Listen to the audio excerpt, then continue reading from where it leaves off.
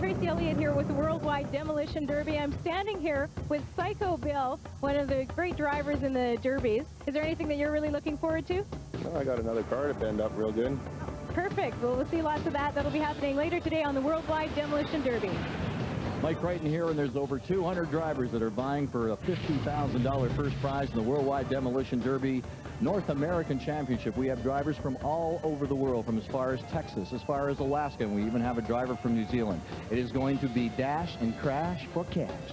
And to give us the play-by-play, here is the master of the fender bender himself, Mr. Morley Scott. Thanks, Michael. Joining me in the booth is a veteran driver and Demolition Derby promoter, Terry Weaver. Terry, we're expecting some great action today. Absolutely. When we have drivers of this caliber coming from all across the globe to compete for that $50,000, it should be pretty impressive. We've got the truck derbies, the small cars, and an added feature this year is $5,000 for the most aggressive driver.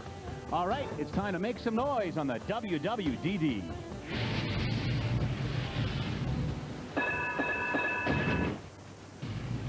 First field, lots of wagons. It's going to be a tough one. Yeah, interesting mix of cars here. We got some old classics out there, the 57 Dodge. We got some Dodge wagons out there. Of course, the dominator in these events is the Chevy product, but who knows? We'll see in this one. Looks like they're off. Of course, they start lined up towards the back ends, and oh, good hit in the middle. Head straight for center. Absolutely. It takes a big hit to get the good damage that you need early. That's right. We're in a situation where they want to go for that $5,000 most aggressive, as well as, of course, make it to the final. Oh, good hit there. Yeah, you kind of have to look out your side window. Oh, good hit on the rent-a-wreck car. We call him the Preacher. Bill Lane from Wichita, Montana. It was a 73 Plymouth wagon. Yeah, holding up well. Terry Ferrando again making some good hits in that red and white and blue. Nice shot, 980. There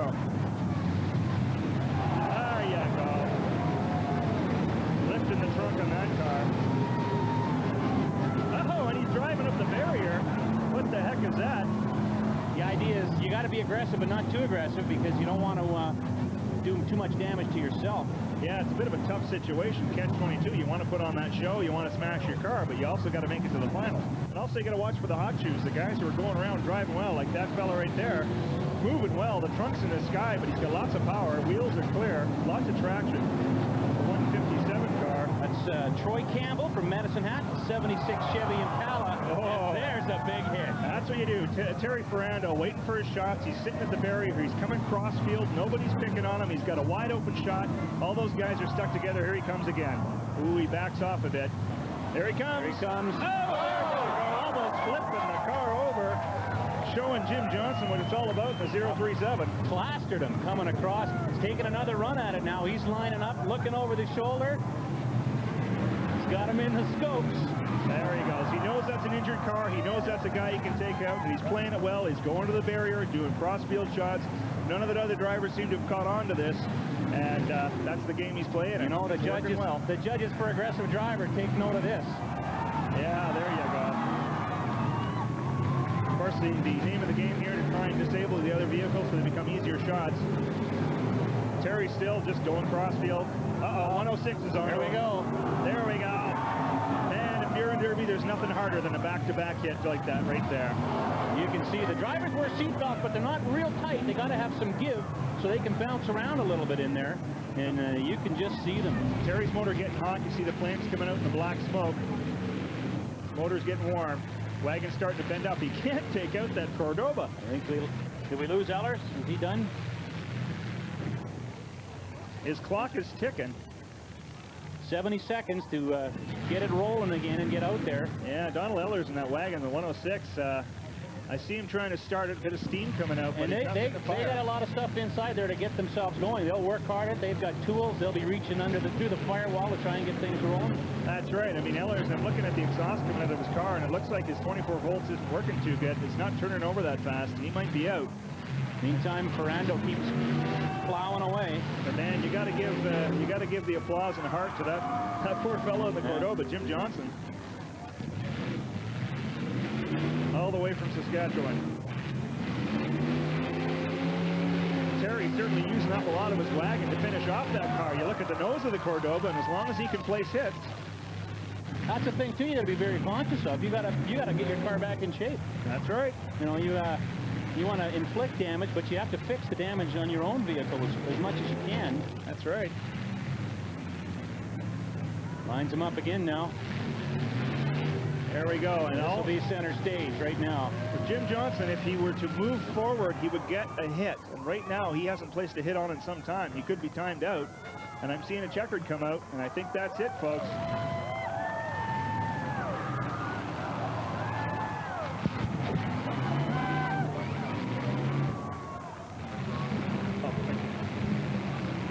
Alrighty, they're still going. Terry Ferrando with the last hit. Look at that, folks. Winner of heat number 1. Had a great start for the 10th annual Demolition Derby, WWDD, and he's out of the car, arm in the air, and obviously relieved to get it over with to know he's on to the finals. So how long have you guys been doing this for? The whole family's been doing it for about 30 years. And what type of cars do you generally race? Mostly the Chevy Impalas, wagons, old 61 to 64 Fords, So what made you pick this one today? because it was the one that was going to win that heat race. What else are you thinking about when you're out there driving around? Thinking I got to keep the car running and keep hitting people. Do you have any specific strategy that you'd want to share with other people, maybe Demolition Derby wannabes? I usually go for tires and axles and try and stay out of the middle where everybody's flying through. Terry, for the first timers to the Demolition Derby world, there are certain things that have to be adhered to in the ring. Talk about the basic rules of the game. Well, first and foremost, of course, is safety in the vehicles, and these drivers have to prep them according to the rules for all the steel around for safety. But then once they're out there, now it comes down to hitting, and these guys have to connect every 70 seconds. They have to make an aggressive hit every 70 seconds, or they get timed out, they snap off their stick, and they're out of the Derby. Basically boils down to the last guy moving, making the last hit. He's the winner of that heat. That's it. The last guy running wins. Let's crumble!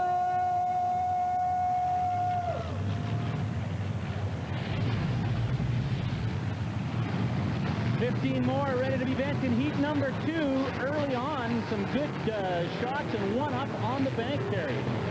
That's right. We've already got a guy high and dry. Not a good place to be.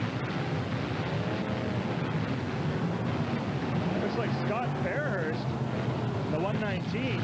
He's in from White Rock, and he's doing nothing but spinning his tires right now. He's got some company, too. Yeah, that's right. Two side-by-side. Wayne Cressman out of Edmonton and Scott Fairhurst all the way from White Rock, BC. Cressman just got a favor. Somebody hit him and knocked him off.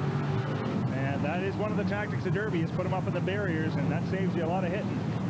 This heat features last year's defending champion, Ron Boss Hodges. Coming back to try and double his winnings here. 50,000 last year, looking for 50,000 again this year. There's a good look at him, 199. Yeah, he's definitely playing it kind of slow right now, picking his hits. He's got a lot of work ahead of him here. Oh, that was a really good hit in the 128 car. Brett Scott out of Edmonton in that Pontiac getting thundered in the nose. Oh, going high there. So it looks like the first one out was Scott Fairhurst in the 128. Good shot at number 130 there. Mike Kett. They call him Moose out of Dixon, California. 76 Chev wagon. Running for 20 years. A lot of guys still out there mixing it up. Nobody's going out fast in this round. Got a fender in the middle of the field as well. Got a radiator hose sitting there right in front of the wagon. Cliff Ducharme finally doing a crossfield shot there. There we go. That's what it's all about.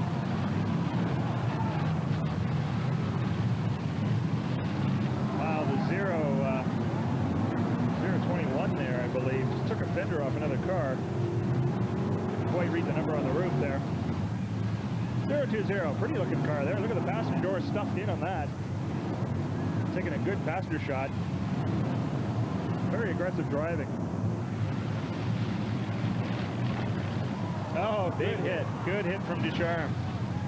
That's the way to dish it out. Again, using a sedan, using the nose of that New Yorker. Active cars getting kind of all piled up on the left side. We're down to about 7 or 8 There's now. Ducharme. Look at him flying. Oh, putting him up higher into the dirt. Up over the berm. winner of the first heat, Terry Ferrando. Now we're looking for winner number 2. Cliff DeCharme and a good one into Steve Nystrom in the 082. Picking his hits very smartly. Nystrom picking a hit. Where's he going to go? Oh, hits the driver's door of Hodges. Certainly not allowed in this sport, but then again, Hodges was smart because he drove in deliberately to feed his door bar too. And the judges, of course, take that into account. That's right. There he takes a tap at Ducharme and then gets hit pretty hard. Nystrom sneaks in there, lays a good one on the front wheel. Again, you're looking at making your hit, and sure enough, somebody comes in from beside you. That's one lopsided vehicle now for Ron Hodges. Hodges' car, you see the left rear corner is really bent. You want to pick on that corner because the more you hit it, and here he's going to take a hit here right now on the back end. He picked the corner there. It was a perfect shot. That's what you want to do, is nail the weak spot. Those two cars just got married. Yeah, man, they were attached for a while. Nystrom pushed it in really well. He picked his hit perfectly on that one. All right, down to 130. Moose. Mike Kett doing well. Ron Hodges is still moving. That's amazing. That car is severely damaged. But he's keeping it moving. Now the clock is very important for both of them. That's definitely not the way you want your wagon to go, but as long as he can keep moving and make a hit. But it's looking like Kett's in the 130. He can pick his hits now. When there's two cars left like this, the term aggressive hit gets loosened a little bit, but you still got to be making an effort to make the hit. That's right. Uh-oh, looks like we're all over here. It's done. Hey, Mike Kett takes it. Mike Kett from Dixon, California, the Moose. Absolutely. And a pretty good battle at the end with the defending champion, Ron Hodges, takes him out. And Mike Kett, winner of heat number 2, and he's on to the finals for $50,000. Did you know when you were going into it that you were going up against last year's winner? Oh, yeah. Yeah? Is he the one that you eyeballed? Yeah, I was keeping an eye on him because I watched him last year on TV, and he would look good, real good. There was a lot of good drivers here. I'm telling you, he ain't the only one. There was a lot of good guys, a lot of good competition.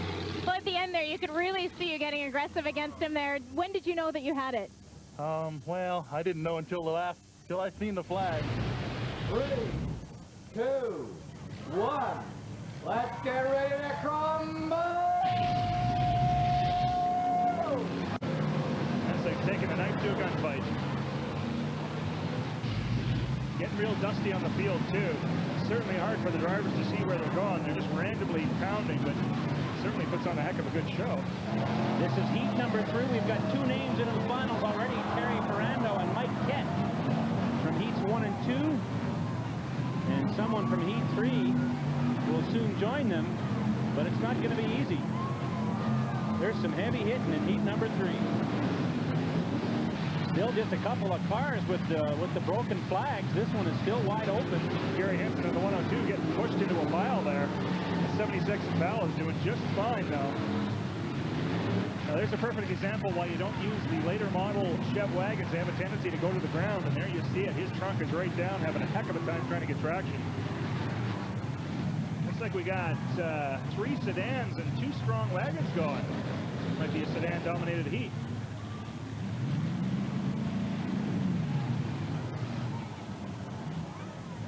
Uh-oh. There's a big back hit. He steered out of that. Very smart. Yeah. If he had taken that back-to-back, that would have been the end of his trunk. Good move by the sedan, otherwise he's gone. 007's looking to line something up now. Derek Mitchell looking over his shoulder. Trying to find a car that's still in the Derby. He finds him. Oh, he just flips him. Oh, he gets a 2-banger out of that one, though. Off one and into another. Flags come off the moving car there. The duct tape has broken it off. Of course, if he throws it out, that means he's out. So you better hang on to that. Good hit. Snuck in from the backside there. Never saw it coming. Got Hansen in that sedan against the 2 wagons. He's still laying the hits on, though. Working on the back end of those wagons. And we got 085 coming in to take a hit. Dan Herman from Grand Prairie looking at the 2 of them. And he does it. Mitchell's got a problem. His tire rods are broken. His front end's not looking good. He's got no steering. We're only steering in one wheel. But he's still going to work his way over him as soon as he gets his hit and his time's up. Hey, Mitchell's got the last hit on. So we're down to 2. Alrighty, well, the man from Colorado may take it here. Derek Mitchell is really having a hard time get that wagon around. He's going to come in for a hit now, nose to tail. Oh, good hit. He found a weak spot on the Colorado car. Derek Mitchell's trying hard to cut them loose. Oh, they're free. They're apart. Here we go. We're still going. Nose to nose. The clocks are zeroed out yet again. All right. Henson's lining up a big one. He wants to... He's going to do a little around the world, we call it. Get some distance. Trying to pick a good spot on that car. He's going to stuff the back end in. Good shot. Good shot. Looks like Mitchell's got some problems. Don't know if he's lost his drivetrain. He's reaching for his stick.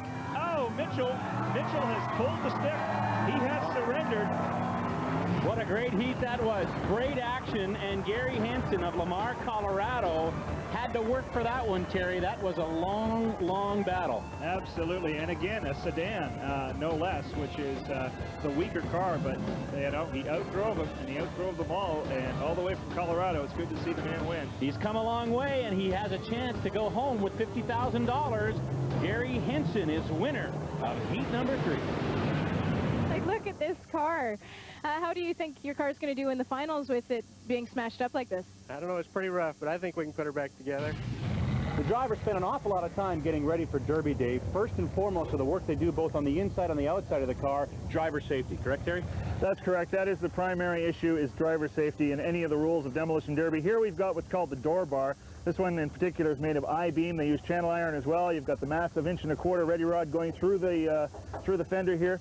This is not going anywhere. There's no way that another car is going to come through here and injure the driver.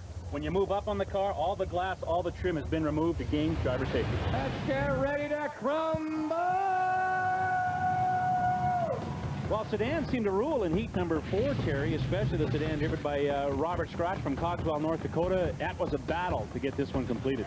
Absolutely. I mean, we were looking pretty good with Richard Clark there in that wagon. He was playing it well, and he started to lay some hits on, and then ran into, of course, the steering problems and got wet. Motor got wet. Knocked him out in a hurry, and before you knew it, a couple of sedans were going for it. So hats off to them. That's the thing you have to remember. You can be in control, but one good hit the wrong way, and all of a sudden you go from the favorite to snapping your flag. It's true. I mean, these guys work so hard to try and cover the bases, and anything that possibly could go wrong in the car, but sometimes it can be the simplest little thing that knocks you out. Well, from Cogswell, North Dakota, Robert Scratch is our winner in heat number 4, and he's on to the final. Well, that's what I call being mean with steam. Robert Scratch of Cogswell, North Dakota, is the winner of heat number 4. Let's hear it for him. He is going into the final for $50,000 in the Worldwide Demolition Derby North American Championship.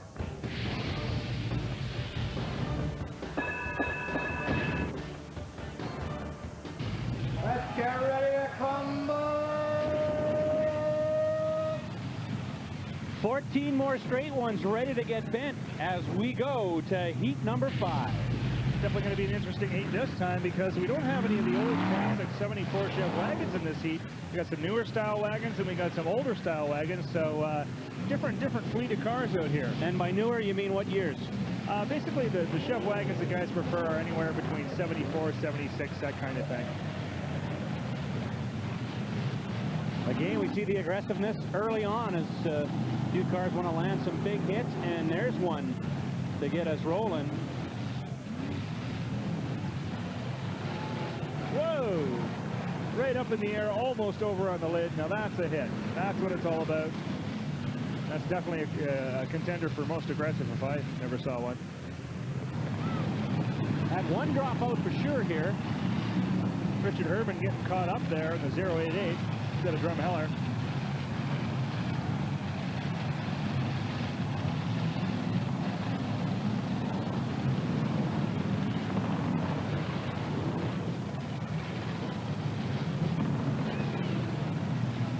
Wagon's looking pretty good. Back end starting to come up. Nice and square. Look at him go. Oh, he misses the hit. He went and turned. Only got 3 out of this one so far.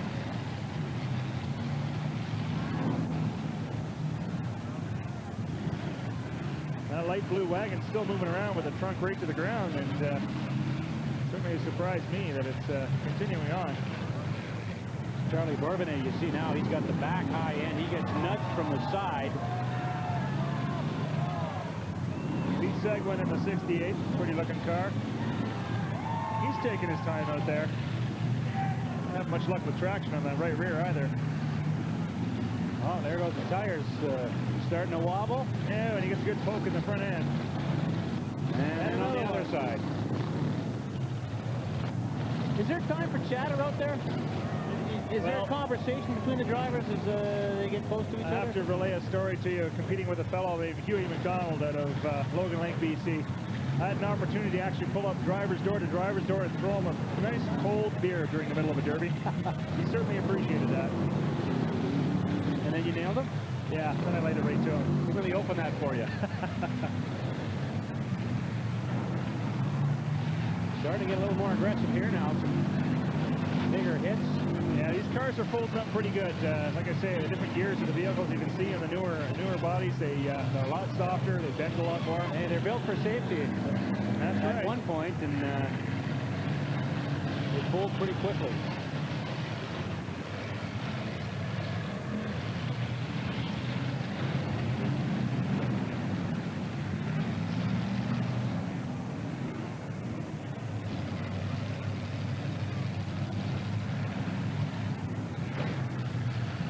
Back-end to back-end hit there. Stuff in the trunk of that Newport up high.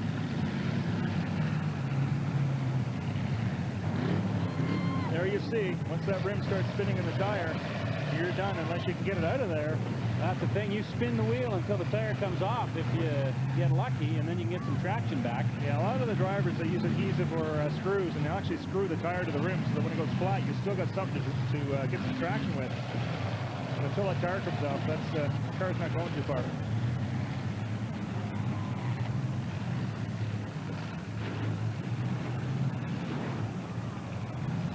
That bumper could cause a problem if that tucks under the car, but looks like it's high enough.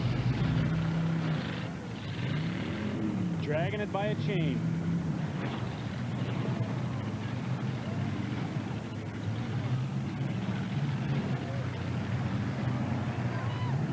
High and dry, look at that. 069 came in for a hit. Kirby McFadden out of Smithers, BC, and ended up going right underneath that wagon. Good hit, but he's got to get himself out and stay in the game.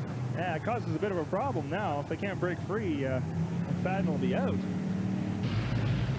A little bit of a cat and mouse here while these two try and figure out who's going to get the last hit in.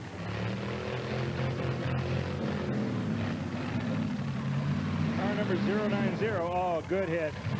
Good hit.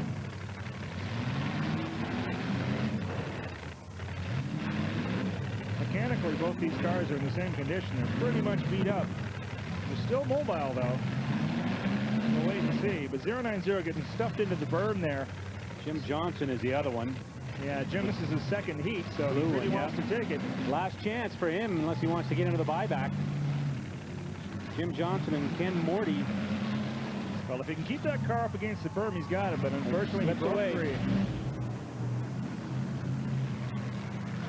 There we go. Looks like a nose-to-nose cross-field shot. That's what it's all about. Oh. Steers clear, feet to the door bar. Good tactic. May end up with being who gets the last hit and a game of cat and mouse, and who can catch the other guy before his time is up. Well, Johnson's got the last hit on. Oh, I just heard a tire pop out in the field, so that's not going to be good for the 090.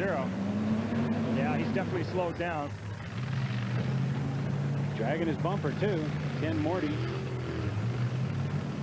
Oh, now he's beat. The bumpers stopped him up. He's hung up. Yeah, he's got his tires sitting still while his rims are spinning. Caught in his own bumper.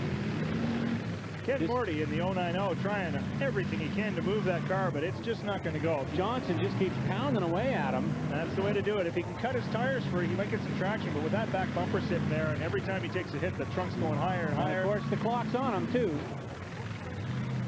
Johnson's now stuck on him. He does have the last hit. And the flags are coming out.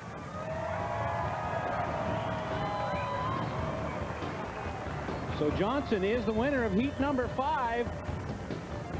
And another trip to the finals for $50,000. We've got Jim Johnson here after the race. Jim, that was absolutely unbelievable. Do you have any comments that you'd like to make about the race?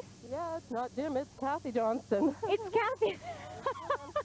We have you listed as Jim Johnson. Oh, no. We'll get you to take your helmet off so we can get a good shot for all the audience out there. Oh, Kathy, that was an absolutely unbelievable race. The strategy out there was phenomenal. How long have you been doing this for? 17 years. And how did this race compare to the other ones that you've done? This was a hard heat. I found it really aggressive. I found you had to keep on your toes and try and keep moving the best you could with what you had left of your car. So I'm standing here with Psycho Bill. Psycho, you have to tell me how you get that name. I think it has a little bit to do with my driving style, maybe. You don't think the hairdo has anything to do with it? A lot of guys are run around. They're pretty ugly around here, but it's mostly you get your nicknames from what you do on the ring and out in the ring and how you perform. Oh, fantastic. Now, you've also got another car that's coming out in Heat 7. In Heat 7, I got a car. Yeah, the engine's a little bit hurt. I fired it up in the pits, and I think number 4 main bearings pretty much spun out of it. So we'll just have to write it off in about 5 minutes instead of 15. 5 are into the finals for $50,000. We're looking for a 6-pack as we head into heat number 6, Terry. Looks like a very competitive heat, too. Yeah, we got some really well-experienced drivers coming into this one. We've got Brian Dilling of the Langley. He's done well, very smart driver. Kyle Rates, he comes from a family of Derby drivers. Again, another Ferrando. And Tim Wanamaker of the Washingtons is definitely another one to watch. Plus, Tony Nelson wins the prize in this heat anyway for the furthest entrant from far away. He comes from Alaska, Wasilla, Alaska. And again, talk about the same thing. The guys who come from great distance, they come with good cars because there's a lot of money on the line and they don't want to make a long trip for nothing. Absolutely. They're going to play it smart, and we'll see what happens this round. Okay, heat number 6 coming straight at you. 3, 2, 1. Let's get ready to rumble. Oh, look at this. There we go. Right across the field. Oh, yeah. There you go. Another one of those square station wagons straight to the ground in one hit. That's a great way to start. Nobody in his way, straight across the field for a full contact hit. That pretty much does that car out right there. 16 cars in this one. Oh, there we go. Up and over Up the berm. and over. Far left side of the field, up onto the berm, into the fire hose, actually. But he pulls himself back down. Look at that. This heat has had some action in the early going. Some big hits. Yeah, Earl Gillies from Beaumont, Alberta, with that one-shot wonder in the back of his square wagon. Man, oh man, that's gotta suck. Come all this way, and he couldn't even get it into reverse before he got hit. Yeah, look at him. He's pretty much done. How unfortunate, man.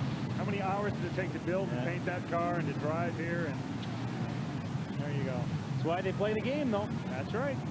It's all in the car you choose. Well, that and a few other things. Alrighty, lots of mayhem, lots of fast driving right off the start here. Some really solid, aggressive hits. This may be the fastest start as far as the speeds of these cars right off the bat. Yeah, the big-time hits. The track is just right. They've got a bit of moisture in there. It's keeping the dust down, but it's also giving some good traction. It's not as dusty. There's some drivers bouncing around in those cockpits right now. Those are hard hits. Bone crunchers. And 015 just got one on the driver's side. Trevor Guthrie.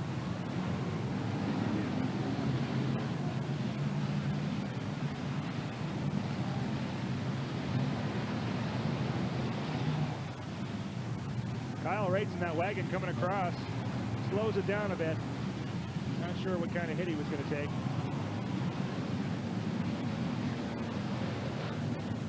Gets into a mess as he backs up there.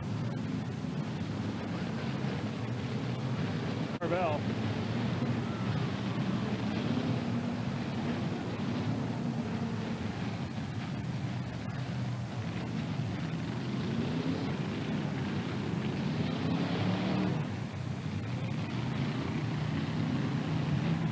Oh, driver's door shot right there. Not good. Oh man, we got a wheel and an axle rolling across the field right now. Just going.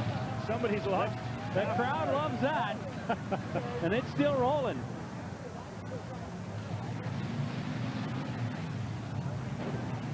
And now it just sits there and becomes an obstacle. Stuck between two cars now. 099, Brian Delic. I mentioned him before, good driver. He's doing well out there. He's certainly picking his hits. His sedan's holding up well. Looks like that car has actually been in a Derby before this event, so pretty bold maneuver, bringing a pre-Derby car out, but looks like it's standing up okay. He's stalled right now, though. Oh, gets it going. There you go. Up on the berm again. Little momentum. Oh, big hit. Up on the berm again for more momentum. Oh, driver's side shot there.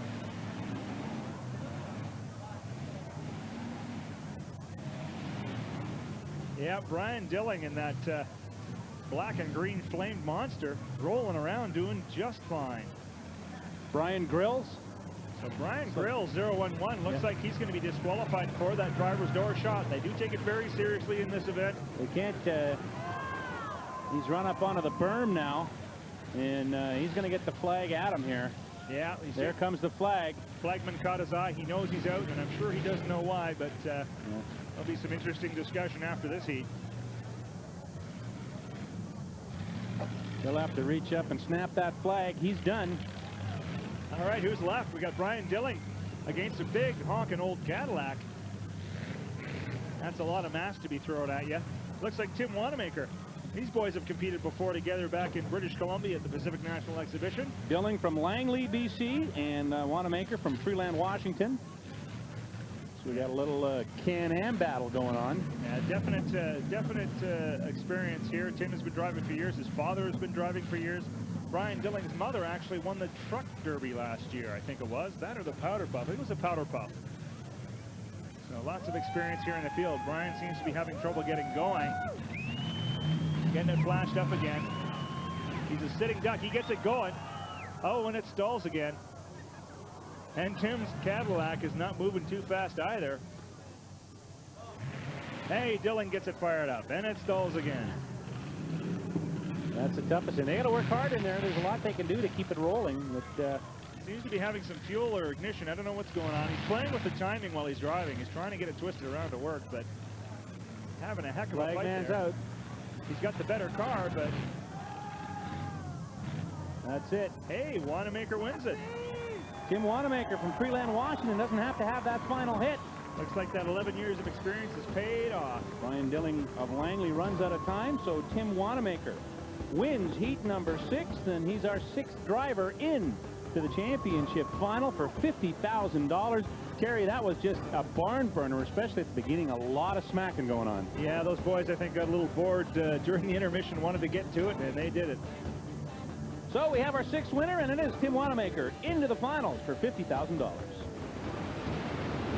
What are you going to have to do to your car to get it ready for the finals? Oh, I see the back end. I need to trim around the wheel wells, and I'll do a little pushing here and there. Maybe a little torch work on the front. But yeah, when you pulled in here, it was making some kind of weird squealing noise out of the front here, too. What would be making that noise out of your engine? I could have something that's jammed into the alternator or the water pump that would be squealing like that. Sometimes just a hot motor will make some pretty strange noises. 3, 2, 1. Let's get ready to crumble! 6 trucks, 6 brave drivers, lots of room, and some big-time collisions waiting for us, Terry. Oh, absolutely. The trucks are the rock'em sock'em ugly driving derbies of derbies at all, man. These things just do not bend. They hit like hammers. They've got all the room in the world in the track here, and it's, of course, Dodge against Chevy against Ford. We'll see who comes out on top. I suspect the Suburbans, of course, they're like a big station wagon, will do well, but look out here. The key to this is there's only 6 of them. It's a big track. Lots of room to get some momentum up on some big runs. Absolutely. You got nowhere to hide. You got to hit. No, he's trying to 81, trying to push the other Suburban up and over. Jerry Perry of the Hamilton. Suburban's got to identify each other as the main competition here. Absolutely. I mean, they got a lot more meat on the back end. Just the same situation as a station wagon. There we go. Welcome to the truck derby. Up and over onto the berm. The black flags come out. Well, Stephen Carstairs from Warburg in the 666 truck up and over on his side. Wiggles his way out through the driver's side door. They flip it back over. He looks all right. Looks like he's okay, so up and in he goes, and he'll be looking for more. Going in for some more punishment. That's what you get for driving a Ford. No favoritism here. Of course, I gotta say, I gotta cheer for Jerry Perry in the 81 simply because that's my car number. Hopefully he'll do well and represent the 81 number with great style and grace and slam. All right, we're underway again. Jerry Perry, the 81, he's moving.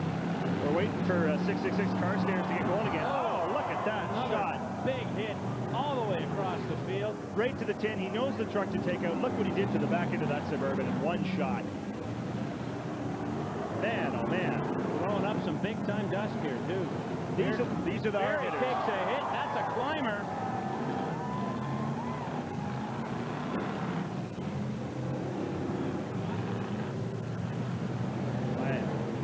Miles Cotton in the 101, 1000 one, actually going airborne on that shot.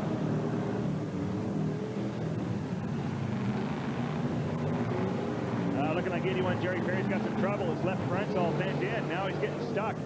Cotton with another good hit. Pulling away, looking for more. Lines it up once again.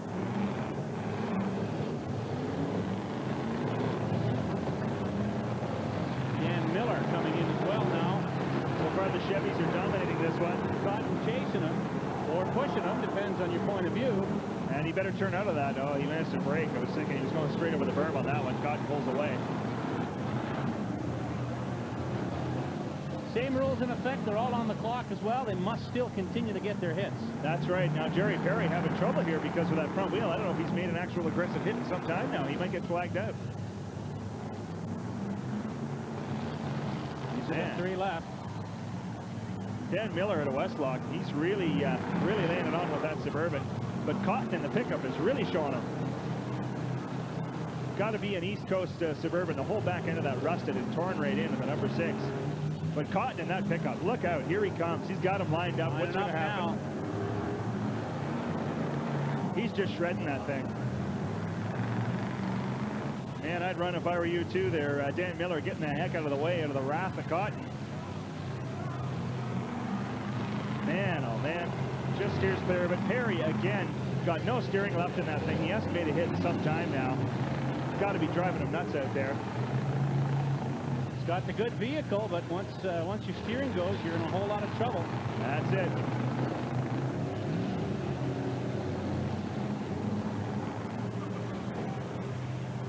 Oh, it's one thing about the Suburbans, they have power. So still Chevy on Chevy here. Cotton in the pickup and Miller in the Suburban. Oh, man.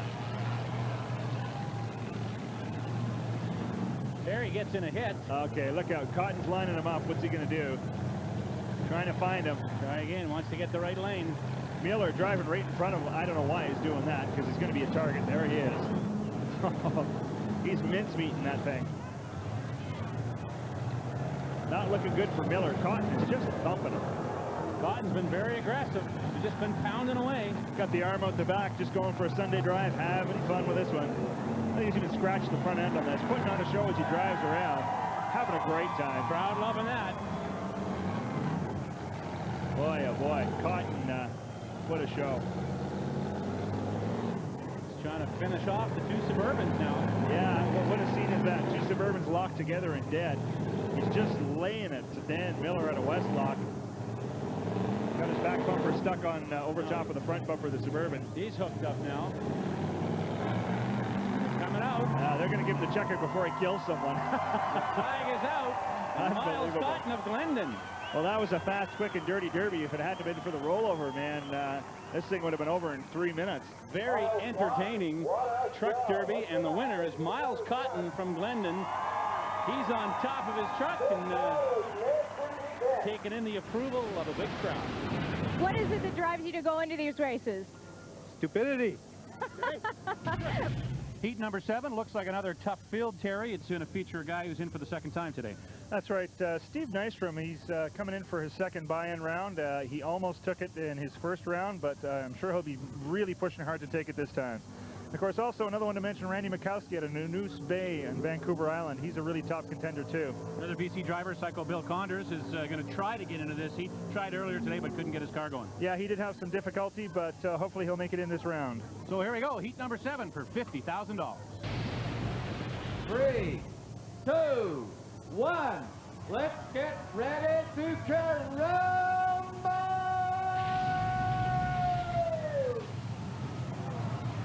17 straight ones ready to get bent once again. We're off to another aggressive start in heat number 7, and this one's got some good competitors in it, Terry. We've got some top-notch, real clean, rust-free cars. We've got top drivers, and we have a rollover. Number 100 flips. I'm trying to figure out who that is. The black flag's out. So everybody stops, holds their position, and it's 160. Yes, Car 160. 160. Dave Roma from Dartmouth, Nova Scotia. A long way to drive to get flipped over in the first minute of your heat. It's heat number 7. They got the emergency crews out there right now. Dave's up and out, maybe. It looks like, I don't know if he's getting back in or not. No, he's not. He's out. Snap the flag, and let's get back at her for the other 16 in heat number 7. They idled for a while, and now they can put it to the floor one more time. Got the major hard hitters in this heat. Psycho Bill Condor's out there with his big wagon. Randy Mikowski, another hard hitter from the News Bay. Now another car is going in the air and on his side and up the berm. Up. Man, oh man. That's Steve Nystrom, his second time in. Oh man, he's going to be stuck there for a while unless somebody comes by to help him. Not looking good for a second round for him. Oh, now he's a trailer. There we go. That's how it's done. Oh, and he's on another car. Oh, he's on the Nova Scotia car. He ain't moving from that one. He gets his tailgate hooked on the ready rod of the headers. He's not coming down. And, oh, and we have another rollover. My goodness, they're just piling him up here. Ken Cadet out of Edmonton, now he's on his lid.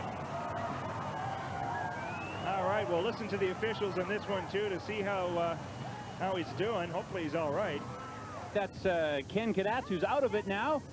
At least the car's not too banged up for the buyback round. That's right. He gets the gas mopped up out of it, cleaned up a bit, and away he goes again. And Dave Roma out of Dartmouth also out because of a rollover. So I think the only cars we've had out so far are simply because of rolling. And there he is, Psycho Bill saying hi to the camera. All right, the green's going again. We're underway. Psycho Bill laying a good hit on there. Randy Mikowski's still going.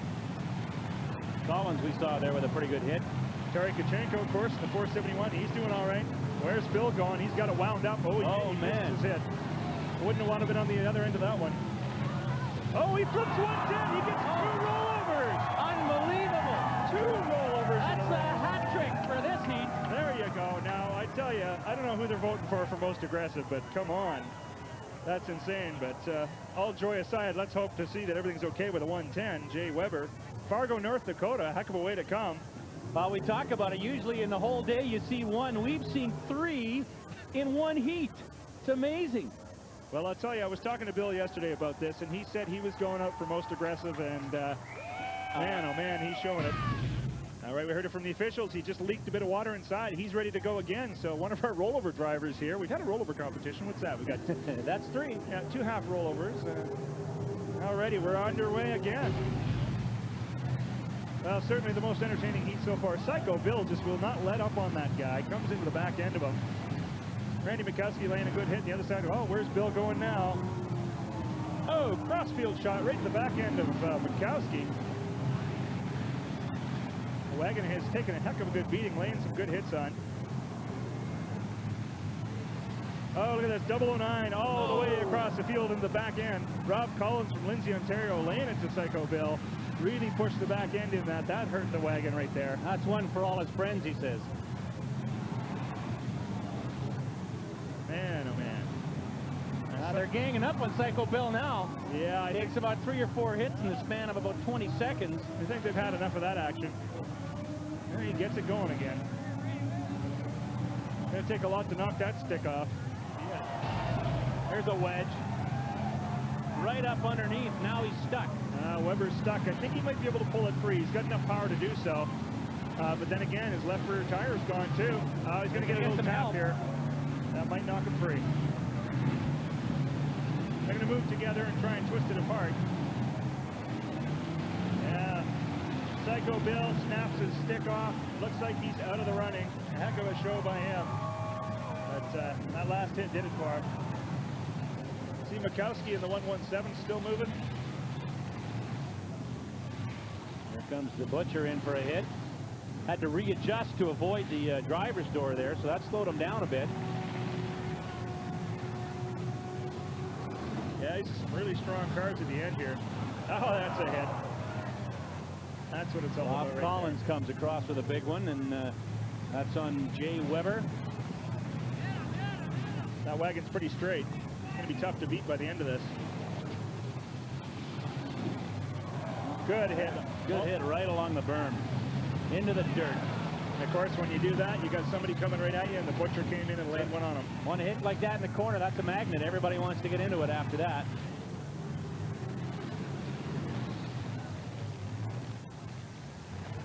Yeah, Kacheko's really got to pick his hits here with his car and the condition it's in. And looks like he's starting to have a few more problems. Yeah. There we go. And Metzger's back end is starting to go down. Weber knows that, and here's his opportunity right here. He's against the abutment. He's going to do a crossfield shot. And he's going to stuff that to the ground. Here we go. Got him where he wants him. Now the idea is to pound him, right? That's keep him in that hole. Keep him in the hole. He went too far. He let him out.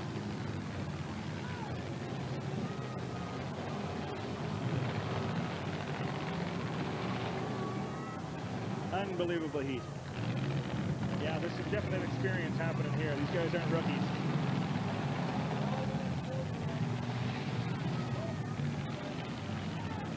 Metzger's now out. It's down to 2. Down to 2. What a great story it has been for the 110 car, Jay Weber. It's out of Fargo, flipped over by Psycho Bill Condors earlier. They flipped the car back over. He got in, and he's going to finish at least second right now. And you might say a bit in the driver's seat in this one against Kachenko, who's yeah, Kachenko a bit beat up. He's just got his back end pushed down some more, and he's having trouble getting some traction now. But he knows his car is done. He knows he's not going to take it, so he's going to give it all he's got right to the bitter end. We got some steam from the front now. Yeah, he's got blown tires. He's not getting any traction at all. Weber's just pounding him now. Oh, he's going back for the big hit now. Oh, he's snapping the flag. It's all over. He called it out. There you have it. The fans love this one. A great heat, a long heat, 3 rollovers, and one of those cars that was rolled over, Jay Weber, the lucky dog from Fargo. He certainly is, Terry. Absolutely, the name applies. I mean, the guy, like you said, rolled over, and here he takes the win. Unbelievable heat. So on to the finals is in the 110 car, Jay Weber of Fargo, North Dakota. It wasn't easy, but he's going for 50 grand. Okay, climbing out of his car is Jay Weber from Fargo. Jay, that was probably the fastest moving and longest Demolition Derby race that I've ever seen, let alone in the Worldwide Demolition Derby that happened here today. What are your comments about that? Well, everything went real good. Hard hitting. Boy, the track is dry. Myself, I tipped over once. Luckily, all I had was water running in there from the tranny cooler. So. Well, you had Psycho Bill right on top of you for a moment there. Yeah, he's pretty psycho. He's got a good name for himself.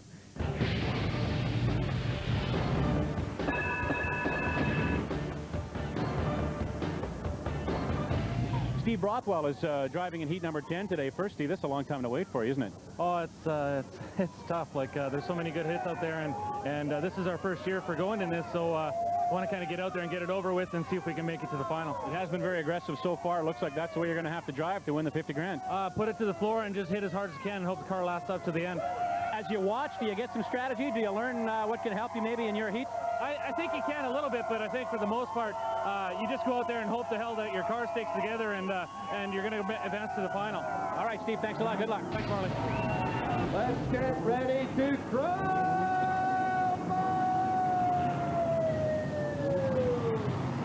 Mike Doyle from Dixon, California, the winner of heat number 8.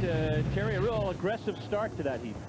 Yeah, absolutely. It was almost like a rookie heat. Everybody went out flat out, did some really hard slamming. A few guys got stuck off the bat, and very quickly, a lot of attrition. Cars stopped, and then it was down to the last few. Mike Doyle did what he had to do to stay alive, and then was there to get the final hit.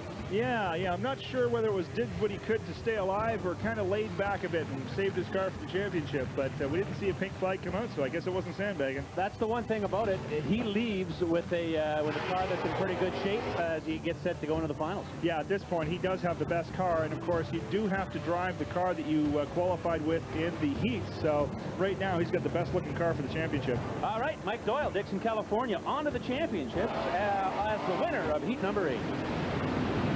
Mike, how are you feeling right now? I'm feeling stoked. It's really good. A lot of good drivers up here, a lot of good cars. I feel really lucky to win that. Yeah, you're not kidding about the competition out there. That was a really good derby that you had out there. How do you think you're going to do in the finals now? I haven't got to see the car yet. The back looks good. I think I got a very good chance. I've seen some come out hurting, some come out good. I think I got a chance. We've had some come out making strange noises and some come out with the back end smushed right up, but your car actually doesn't look that bad for wear. Good, good, great. Well, now give me a better chance. I got a little noise in the engine. I'll check it out when we get in the pit, see if we can get it ready for tomorrow. Through the first 8 heats today, it's been almost all American. Only one Canadian has won. That's Devin Johnson, who is an Alberta native. Terry, you're hanging your hat on a Canadian in heat number 9, though. Yeah, I kind of have to here. I mean, we've got about 80% Canadian competitors. The Americans are certainly showing us how it's done. But one in particular, Ray Noller from Langley, British Columbia. He's been a competitor for many years, and he does know how to drive to win, and I've seen him do many times. 3, 2, 1. Let's get ready to rumble!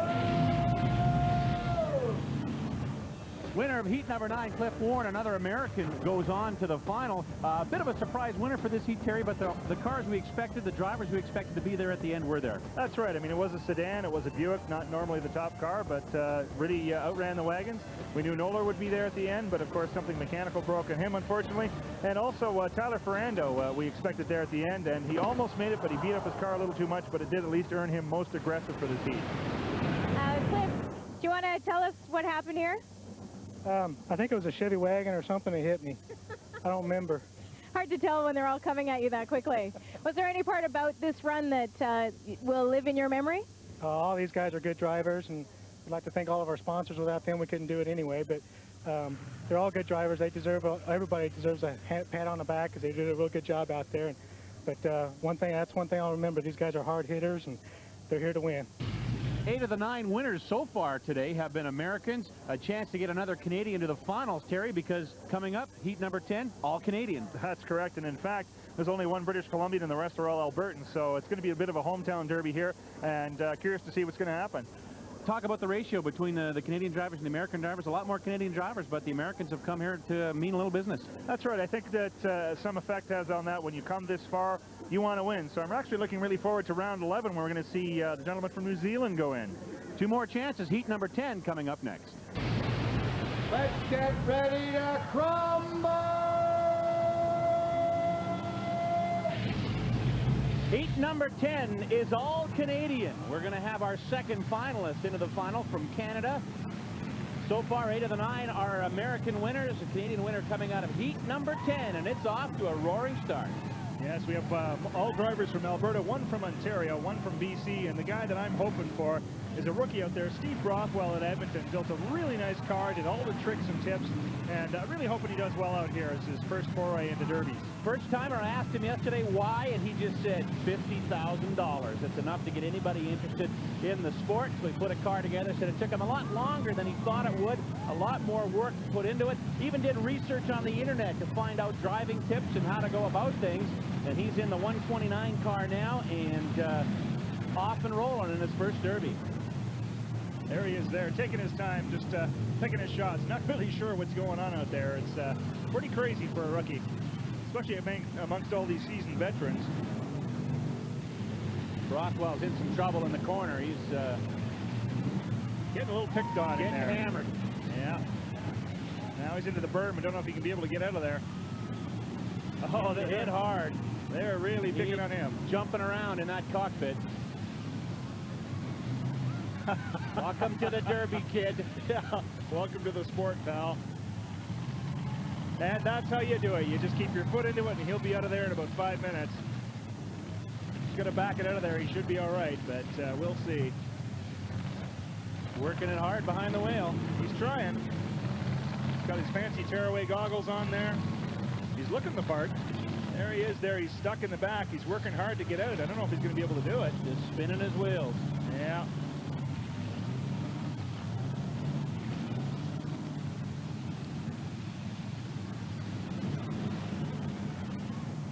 Steve Charlton out of Richmond. Or Raymond, Alberta. Sorry, Steve Charlton out of Raymond, Alberta in the 026. Clean looking wagon. You see him looking around, picking his shots. Looks pretty calm. Over the shoulder and down goes the pedal. Oh yeah, good hit. Good thump in there. Pulling it back to look again. Good hit on Vavra, who returns the favor. There's our rookie there. Beautiful looking head pipes, but man, he's doing everything he can to try and get out of that hole, but he just can't dig it out. He's wedged. Just got the black. Snapped his stick, he's done. Good battle. Vavra banging heads. Wayne Cressman in the 064. Maybe his second round out here, actually. Car number 2 for him. That one's looking worse for wear. You can certainly spot the cars from the east or the west here. Rust has a lot to play with it. Difficult for the drivers in the east or any province or state that has snow and, of course, has salt in the roads. Tough to find the older cars as clean as they can be found on the west coast. Drier states, of course. Chad Rain out of Warburg, Alberta. As he comes across, oh, he lays a good one up into the berm. Pushes 041. Kevin Mayo out of Calgary.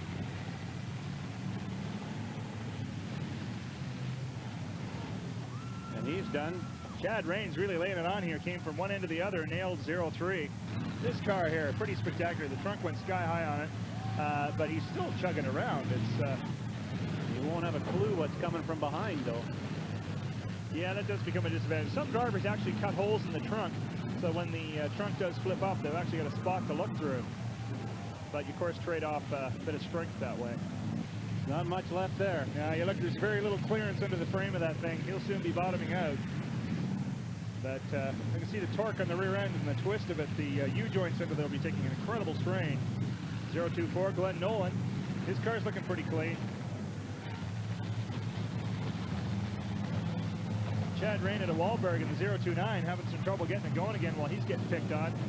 Oh, good hit there. Flag down. Yeah, Charlton hit a dead car at that point. We don't know. So his clock definitely is ticking. He's out. 005, David J. Vavra out of Uxbridge, Ontario. Again, cottage country. Look at this. Oh, good hit in the 121. That's Rob Dean from Tofield. Flip it around, give him the good side now. This man knows what he's doing. All right, assessing the situation, trying to figure out who's still in. He sees both sticks on the cars, so obviously they're both in. 2 guys now. Does he identify a priority? Yeah, he's waiting to see who's going to pull away for this, if anyone. He's also working on the clock, but I see the pink flag starting to be unrolled. He better make a hit here.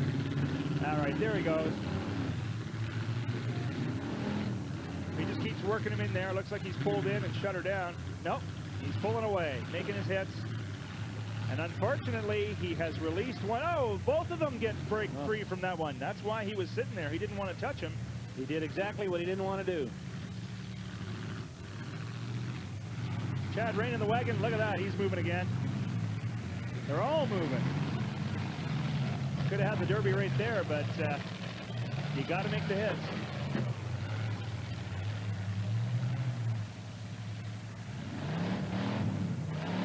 Chad Rain in the orange wagon having some trouble getting it started each time. It's getting pretty hot.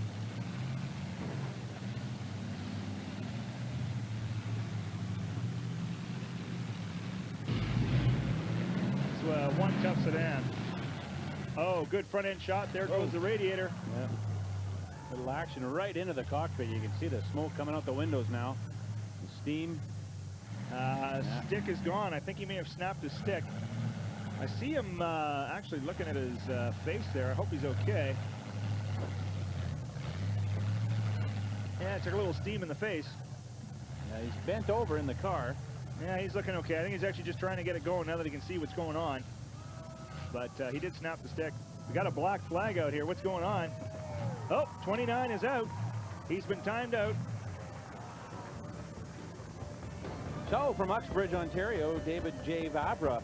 is our winner, and this one came down a little bit of strategy at the end, Terry. Very interesting. I mean, he did take the win, but it could have gone bad for him when those two broke free, but he worked it well and started using his nose, and there you go. He's had to be coaxed a little bit to make those final hits. That's right.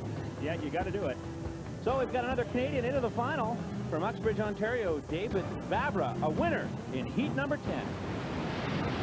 So take a moment, David, and just take a look at your car, too, at everything that's happened to it. A little bit different than when you started out today. Oh, yeah. A little bit different, but we'll see what we can do for Sunday. Was there any part of your strategy today that you can say clinched it for the win for you? Well, just hang tight, hit hard, and hang on. 5, 4, 3, 2, 1. Let's get ready to crumble!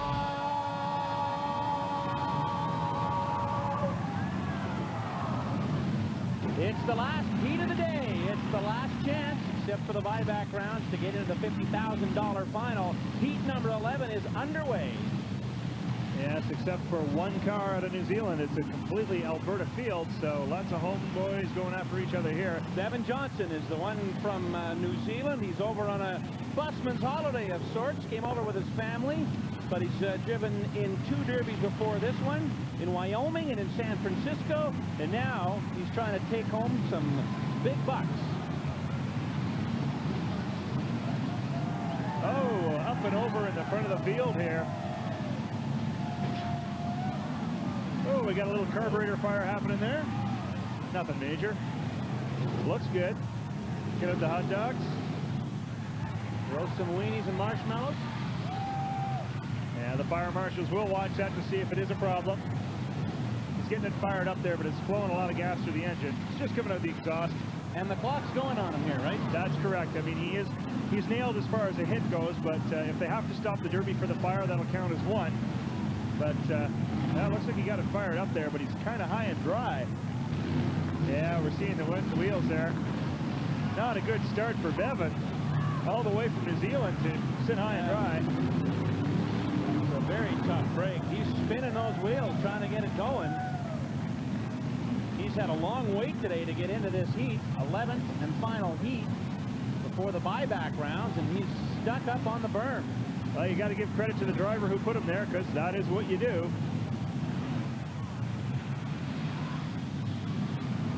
There's very little in this sport that actually qualifies as unsportsmanlike.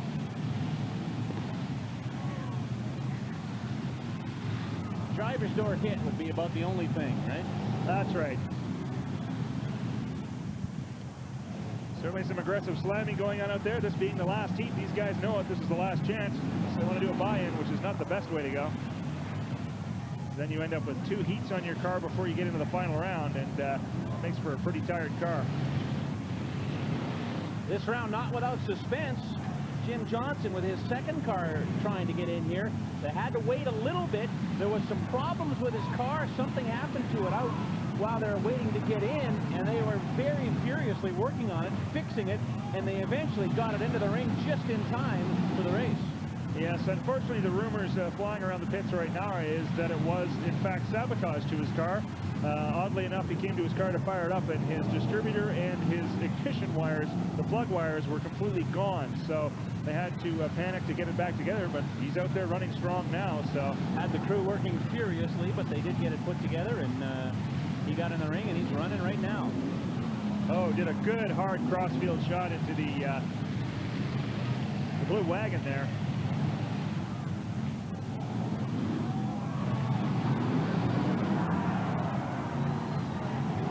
We got a black flag for stopping the field here. Black flags are out. Not sure why. Oh, we've got a rollover.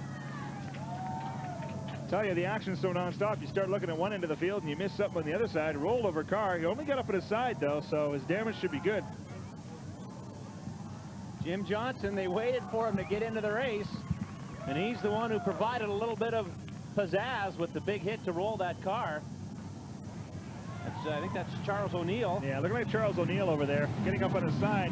Staying in. Johnson getting a little hot-headed there, and can't blame him. It's to come all this way for this event and to do that and come out to your car and find out it's been tampered with. Not very good. Jim Johnson is really rolling around there. He's really laying it to him. An angry young man. Can't blame him. 29 years in the business. He's been crashing cars in the demo derbies. 27 years, I think. Actually, you total up the years of experience with all these drivers in the field currently, and you're looking at about 135 years total with all these guys out here, just in this heat alone. And then you got a guy like Mark Ramirez from Morinville, first year. Certainly see the experience of Jim Johnson there. Pulls to the berm, comes in, lays his shot on, pulls back out, inspects the field, gets in behind some dead cars. He knows what he's doing. Coming back again now.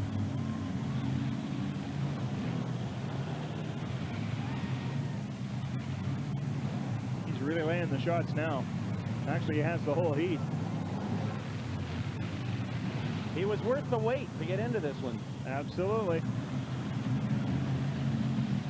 Coming across again, full distance. Oh, that would have hurt. Missed him by that much.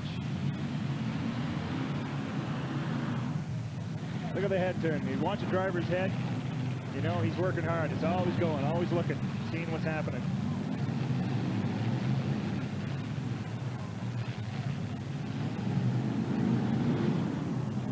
Man, 027 laying a good shot in the side. Steve Charlton, he's in his second go-around today. That's his second car in. Johnson's got it bad, and the right front wheel starting to go on him. Of course, he's got a flat right rear as well. Starting to get a little slower out there. Who's he going to lay it to? Building up that momentum. Yeah, run and hide. Oh, bad place to hide. Taking it in the back end. There's another lost tire. Yeah, up and over. That's coming off of Kevin Savoy. Yeah, that's driving hard. Johnson's really working hard there.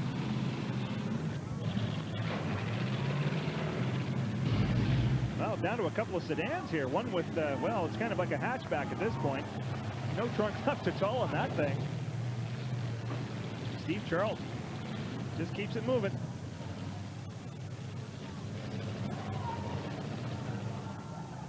Lining up now. Yeah, I just noticed in the Wise's car that his right front is flopping in the breeze. He's got no steering. So, not looking good for him. Charlton right now is looking pretty good in this. Sitting back, kind of looking, seeing what's going on. Coming in for another hit. Alrighty. Waiting for Wise to get moving, but not looking good. Here, get it flashed up. He's pulling back. Trying to get out of the way.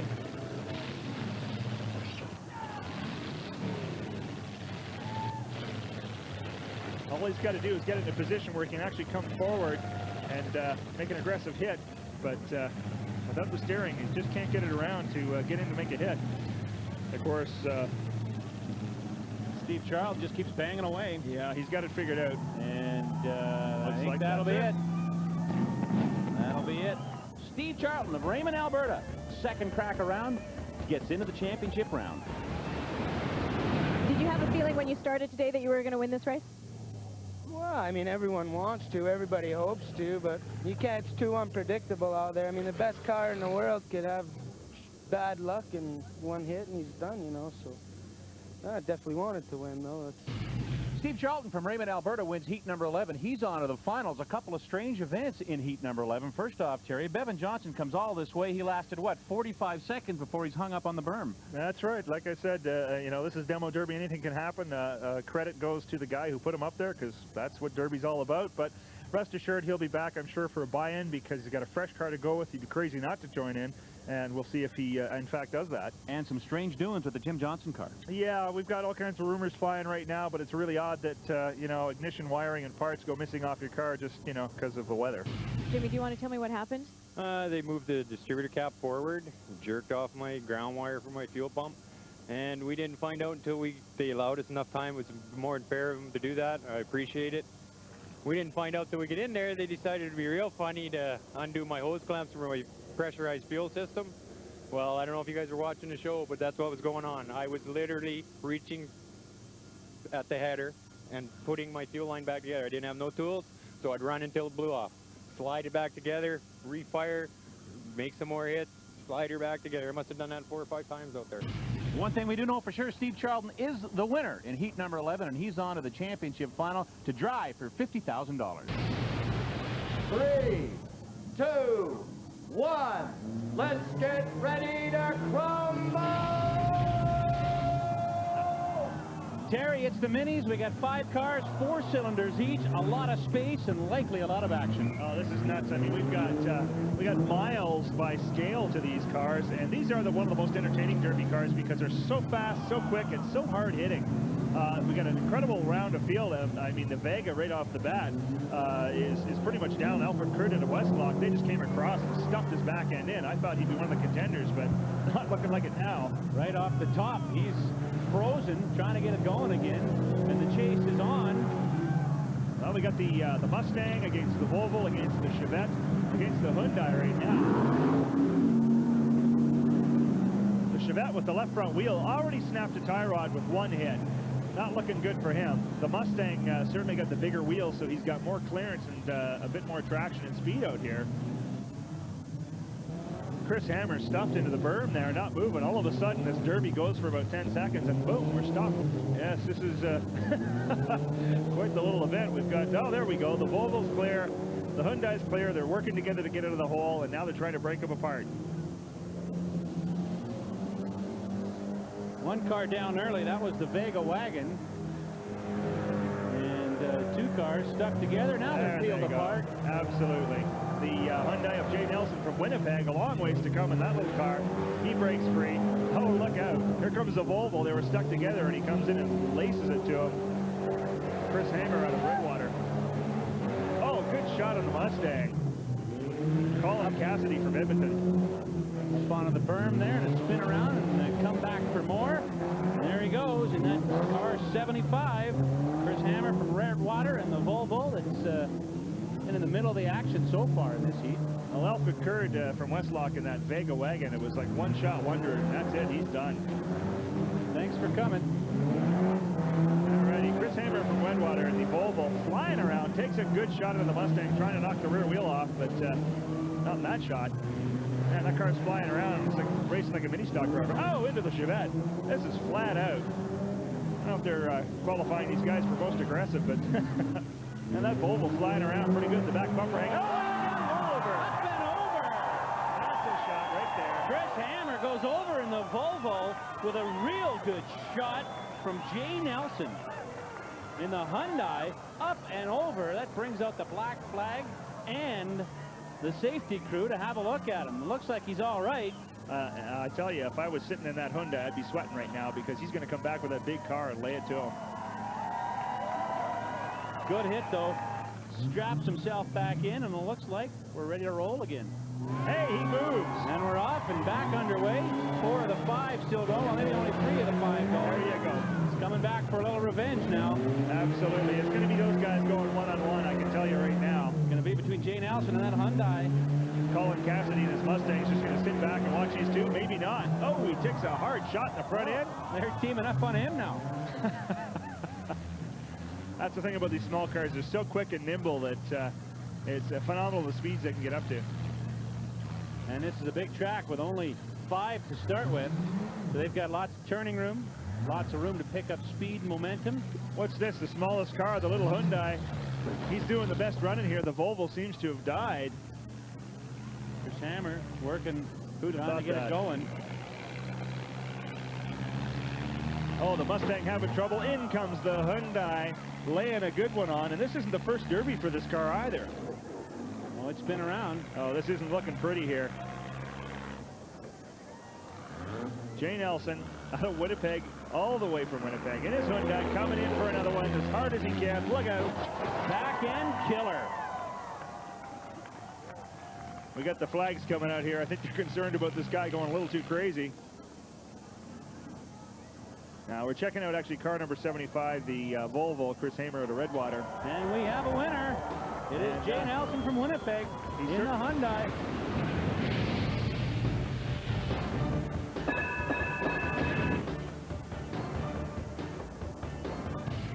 We finished the first phase of the WWDD 2001 North American Championship. Terry, now we move from the heats to kind of the semifinals. First up is going to be the second place finishers. They've got a job to get their cars in shape now. That's right. I mean, these guys will be working all for many hours, actually, in order to get these cars back together to try and get back in because for the second place finishers. We've got all the buy-in rounds to go. And then that all leads up to the $50,000 championship round, which will come with about 14 or 15 cars battling it out for the grand prize money of $50,000. 3, 2, 1. Let's get ready to caramba! 9 of the 11 cars that finished second in the heats are in the second place semifinal. Terry? Yeah, a very interesting round. Derek Mitchell out of Sunderland and Rick Nystrom at Edmonton couldn't make it back into the round, their cars being too beat up to get back in. And of course, the winner of this heat will be transferring to the main event, the championship itself. A lot of room out here, a lot less cars out there, so should be an interesting heat in that aspect. More room to pick up speed, more room to get away from hits if you're able to do that. So a little more creativity. We've lost our first wheel, I see. Absolutely. The guy's lost his axle right off the bat, and he's still running around on 3 wheels. And that's Robert Wise out of Height. Yeah, unbelievable. That's why they lock the rear ends in these cars, because if that happens, you still got traction. But looks like Wise is stuck over there. He's in a tricycle now. That's the main difference here now. You see a lot more room than we've seen. Only 9 cars. This is the smallest heat we've had. And the object, I guess, take advantage of the extra room for bigger and harder shots. Yeah, the difficulty, of course, for the drivers is there's no place to hide now. Also, another disadvantage to these drivers is the fact that they've got to run 2 rounds on their cars, so the winner of this will have 2 heats on his car versus the other guys who have 1 heat going into the main. And that's the thing now, you have a little more concern about the condition of your own car to try and nurse it through this and then into the final. That's right. I mean, off the top, I figured that we'd see rain in there, Noller at the top, and probably Delic at the end of this particular heat. We'll see how it transpires. Noller's car is doing well, and Delic's moving around, and so is Rain. So we'll see what happens. And, of course, we have Hodges out there, last year's winner. Last year's grand champion, winner of the $50,000 prize, first place prize last year. And he finished second in his heat in the second heat. Is there any advantage to the guys who are in the first, second, and third heats? They get a little more time to bend their cars back out? Well, that's the thing. I mean, these guys now, certainly as the day progresses, they will have more time now, about 4 or 5 heats before the main event. So they're going to have time to fix their cars. But when we get into the buyback rounds, that's going to be a little more interesting because the guys who run in the last buyback round are going to have very little time to get their cars back together. Looks like we're down to 3. 2.5 maybe. Yeah, Kachenko working hard to keep that car mobile. Dylan looking pretty good in his cars. Certainly held up very well. Hodges taking a shot in the back end there from Kachenko. Kachenko with a big lap there to get some space to run in on him. As we call that, the around the world, you got to work up momentum when your car is beat like that to come around and lay the maximum power you can on a hit. Hodges just avoids one from Kachenko there. Yeah, Kachenko's car absolutely unbelievable when you look at the condition of it. And the mobility is, that's pretty impressive. Oh, Hodges coming in to say hello to Kachenko, just nails him in the back end. And it looks like we have a fire under the hood of one car. We're stopping the heat with the black flags, of course. Hodges just laying one more in for good measure. And looks like we're back and running. There's a hit by Hodges. Actually, it looks like Delic is out. I don't see the stick in his window. No, He's sitting pretty idle. Yeah, I think the stick's down, so we're down to 2. Hodges and Kachenko, and Hodges has to have the upper hand in this battle. Absolutely. He's working out, but Kachenko can see the weak spot, of course, the back end in Hodges' car, and if he can just keep mobile enough to nail it. But Hodges is pretty clean. He's got all the 4 tires up, and it's going to be tough to beat. Kachenko shooting some steam now, too. Well, at this point, Hodges can almost taste it. I mean, he's really got to be sweating in the car on that one. He knows he's got to take it. Look at the guy. He's working hard. Thing now, he knows he's going to win it. Now he's got to protect his car a bit for the final, too. Well, that's it. He's doing a bit of cat and mouse, but now Kachenko's got him in a good spot here. We're going into the corner. He could bottom him out. But Kachenko, unfortunately, is digging himself a hole right there. Just enough room on the far side of that Randy Noller wagon to be able to get by there. Now Kachenko gets by there. Oh, no. Kachenko hooked up on Noller's dead car. Noller's back into it now. Kachenko running away.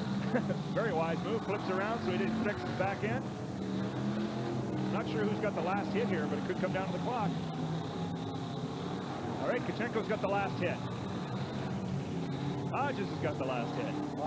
That's the thing. Now, once you get hit in this situation, you're on the clock. You have to get awful aggressive all of a sudden and go after it and make that hit. That's right. I mean, if you get the last hit, you got to run and hide. Now, Kachenko's car is really getting hot. You see the steam just flying out of that thing. He gets the hit. Good hit. Really good hit on Hodges, because that's what, you can see the back end just getting stuffed right in there. But Kachenko's car is just roasting out there. Hodges comes back for a hit now, or we'll try and line it up.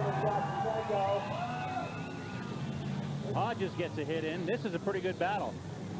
Listening to the booth beside us here, Smoking Joe Watson, our head tech official, watching this, screaming out the window, having a good time watching this one. And after all, the guy was last year's champion. Here he is vying really hard to get in to the championship round. And man, doing all again. Oh, good hit, good hit. Good hit by Hodges. Now they could be locked together after that one, though. And that was an aggressive hit on both cars. What are they going to do? That means both clocks are timed out. We're going to get a decision here now. A couple of the flagmen come out. It looks like they're going to try and pull them apart, it looks like. Alrighty, yeah, in a tie situation like that, Smoking Joe Watson, our head tech official, just advised us that they will pull them apart to break the tie, but we'll see what happens here. I mean, Kachenko having trouble getting his car going. He might actually walk out of this. Discussing it with the officials. It looks like he's accepting defeat. Hodges. That's it. Hodges looks like he wins the heat and actually gets to go into the main event for 2 years in a row. Ron Hodges, the defending champion, finished second in his heat, but wins the heat involving all the second-place winners. So from Richmond, Michigan, he's going to take his wagon into the finals and have one more shot at winning back-to-back $50,000 grand prize. Ron, yesterday you told me that you didn't think that you'd be able to make it into the second round. How do you feel right now? I feel really great right now. My dad, my wife, my daughter, my mom, we all wrenched on the car last night till about 2 o'clock in the morning. We had a ton of work to do to this thing, and we made it happen today. We came back and won the second place final round here. Well, you were our last year's winner, so now you're going on to the finals again. How do you feel about that? I feel good, but the car isn't all that great, so I don't know how long I'm going to last, but I will be out there. I will make an appearance. Next up to determine the finalists for the $50,000, Terry, it's going to be the buyback round. We hear up to 80 cars, possibly 4 heats. That's right. We're now coming down to the crunch, no pun intended. This is it. This is the last chance for these guys to finally get into the finals. So we got up to 80 cars going at it. Going to be interesting to see what happens. There are some tough competitors. There's a lot of cars, for instance, that got stuffed up on the berm really early in their heats. So we've got a lot of fresh cars coming to these buybacks. It, again, is anybody's game. Let's get ready to crumble! First of the buyback rounds is in the books, Terry. It came down to a battle. 20 cars begin. Only 2 are left at the end, Kyle Rates and Shea Walden. That's right. It was a pretty interesting round because the cars lasted a lot longer than expected. Again, there was a lot of fresh cars out there because they went out early in their heats. But when it came down to the end, Walden just had the stronger car, a more powerful car. All his tires were up, and Rates having some trouble with power there and steering, of course, and the back end getting a little soft on him. But he just couldn't keep up with the speed of Walden. After going in his heat, he had to put the car back together for the buyback. Now he's got that sedan back in the shop, I'm sure, already, trying to piece it back together for the final. Yeah, I think he's going to do okay. It's looking pretty good and straight, and considering some of the winners of the heats and what it takes to win a heat, he should be quite comparable to the other cars in the main event. Shea Walden from North Dakota, another American, off to the finals for $50,000. You were in the first round of our buyback and didn't make it. How do you feel about that? I'm not very happy. Something went in the transmission. Something maybe I could have prevented, maybe I couldn't have. I guess I got third in the buyback, so it's better than last, so I can improve on it for next year. 3, 2, 1. Let's get ready to crumble! 20 more cars, Kerry. Same problems. Looks like an aggressive start in a very packed field. Yeah, a lot of fresh-looking cars out here. Rene Fortier, of course, the best-dressed car. He's out there in his Plymouth. It's got a really strong back end, but right off the bat, he got stuck into the dirt. We'll see if he can get out of there. He barely had a chance to move before he got hit hard. Now, that's the tragedy of having the best-looking car, is drivers tend to pick you off first. Second of the 4 expected buyback rounds, and we have got ourselves a half rollover. The black flag comes out, and in the back corner, is that Fortier up on his side? No, it's the Batman. The Batman car. Batman returns, and we've got ourselves a bit of a hang-up. Driver Dwayne Walker out of Fernie, BC, pushing the Batman car up on its side, sitting high and dry. Took his rear end up with him, though. And we're underway again.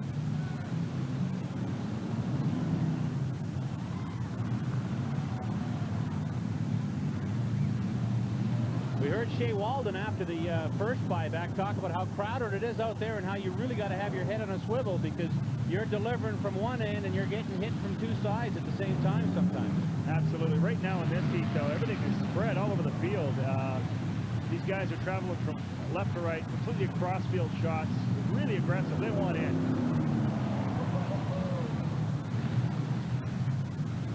Really strong hitting going on here. 5 up into the berm at the end. Oh! Definitely a lot of cars going in the air in this heat. There's some really, really heavy hitting here.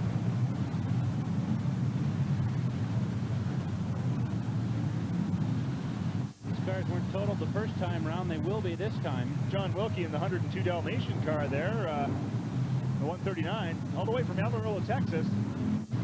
Giving his second round to try and get into the championship. Oh, big hit. Dumped 0-1-2 into the dirt. Tim Morgan. Tim's not going anywhere. Hard hit on Morgan. Yeah, Terry Chaubert out of Leduc, high and dry there was wagon. Uh-oh, we snap a stick. There goes the stick. That's a sign of defeat right there. Never snap the stick with a smile on your face. Usually they're in a grumpy mood when that happens. Yeah, I'm surprised I haven't seen more sticks being thrown clear across the field, actually. I think I'd hang on to mine as a weapon, actually. 019 car there, still moving fine. Trevor Guthrie out of Edson, Alberta. The Rex have kind of roped off that one area of the ring, and we're working with about 3/4 of the space normal here. Scott Ferris has got about the best looking car out there for its condition as far as the back end, etc. The wagon, the 119 car, moving pretty strong out there. We've got another wagon too out there, which is a pretty strong looking contender. Going up on his side on that hit. That was Steve Paul at a Stony Plain, I'm sure. Oh, a car up on its side. Again, it's a 112 car.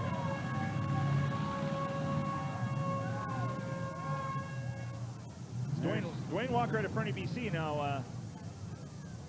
That's 2 up on their sides now. The officials are out. Tip him over. We heard the air horn go, and that means everybody stops. They flip him back over on all 4s. See some thumbs up from the driver. He's like, come on, let's go. A very critical time, too, at the point in the Derby where the cars are getting hot and have to shut down. It's very hard to restart them. But we get the green, we're off again. See who's left into that one. Well, he gets going again. Dwayne Walker out of Fernie, BC. Coming around for a hit. Oh, it's payback time now. Yeah. Scott Ferris lays a good one on the back end of that wagon. Oh, there we go.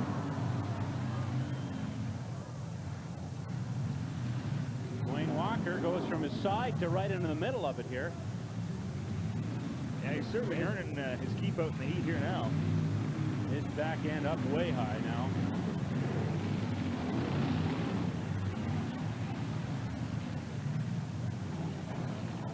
Nice shot there, just in the front wheel, ahead of the door. We're down to 4 in a very confined space. All these cars running hot and strong. It's anybody's heat at this point.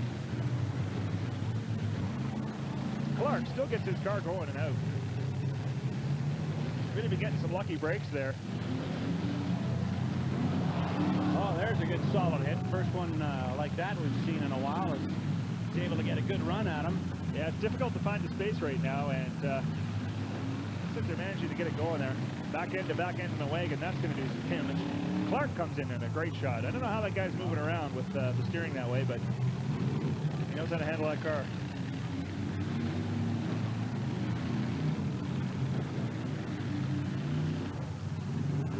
Clark coming around, he's the only guy clear. Comes in to make his shot.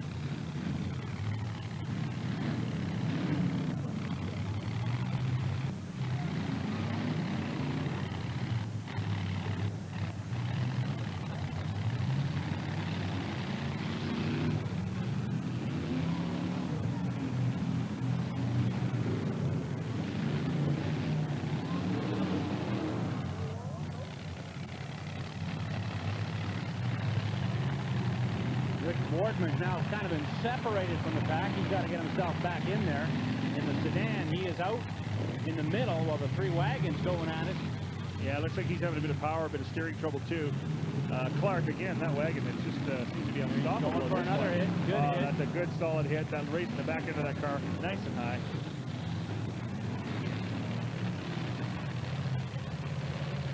We're down to 3 now. Rick Wardman is out, been timed out. So the three wagons are all that's left here, and Clark in a bad position now against the berm. Nystrom coming in to take advantage of that. Not looking good for Clark. He's got himself against the berm and caught. Nystrom's coming around now. He wants another hit, but Clark gets out of there. Of course, the other wagon now, the back end, the frame's right down to the ground. He's got no traction. He's dead. So looking like Clark and Nystrom. Clark is stuck. Nystrom may take this. Nystrom working down, you see it as ignition and battery box trying to get it going. And that may have been the last hit. Getting awful quiet out there. That's too quiet. Yeah, that's it. We hear the air horn, looking for the checkered flag, and it looks like Nystrom in that really overheated wagon, back end into the sky, just manages to come in to make the last scuff against Clark, and he's going into the final round. So Rick Nystrom, another Canadian, moving into the finals.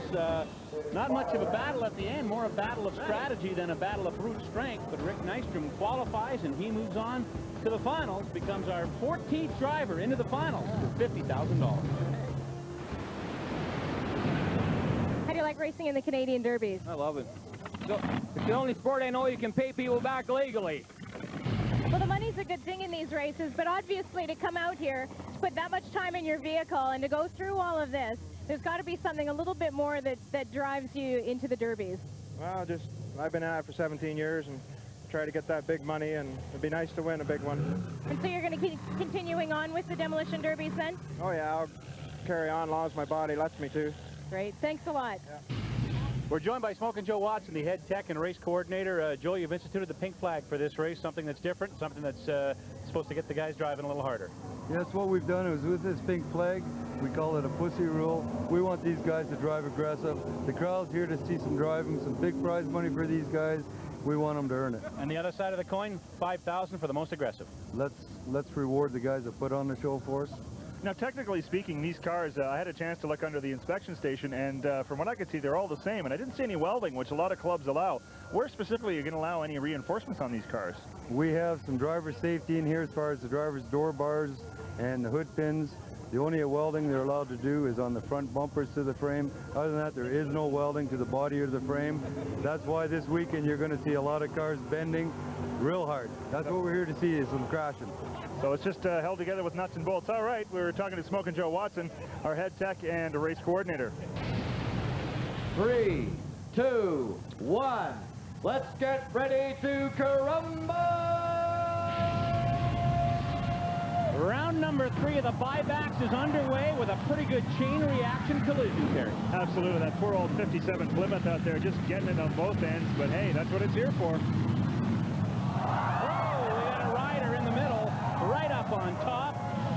Man, oh man, Collins out of Lindsay giving a, letting that drive. Papa Tom is looking at Collins out of Lindsay, getting that differential checked out.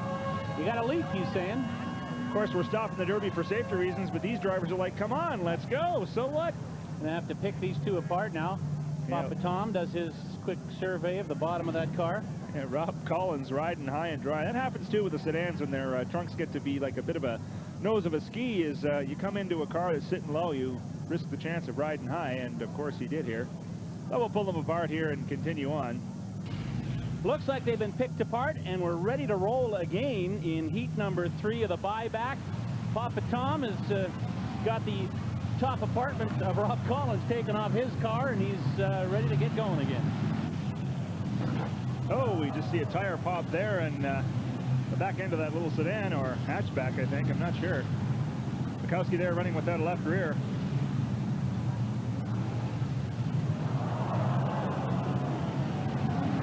Well, we've had some tremendous hits again in this heat. Oh, 175 getting a good shot in the back end there. Papa Tom's out of it. Oh, there's a good hit. Mikowski still moving around there. Got a good shot from Collins on the back end, but it doesn't seem to have affected him too much. And that's bad news there when the trunk starts hitting the ground.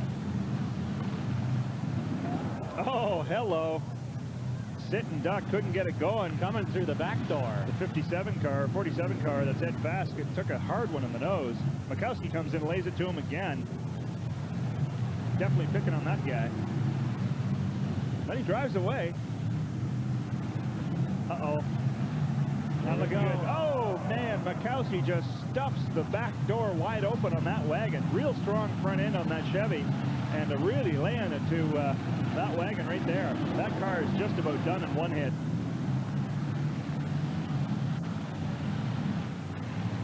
After riding high and dry in that 76 Impala, he's still doing okay, but about to take a little bit of flame there too coming out. And oh man, the 154 car coming in hard and just laying it to him. Jeff Doms from Michigan. Collins still a sitting duck, but 47 gets in his way. Ed Fast taking the hit that time. Took one for the president right there. Stepped in front of a bullet.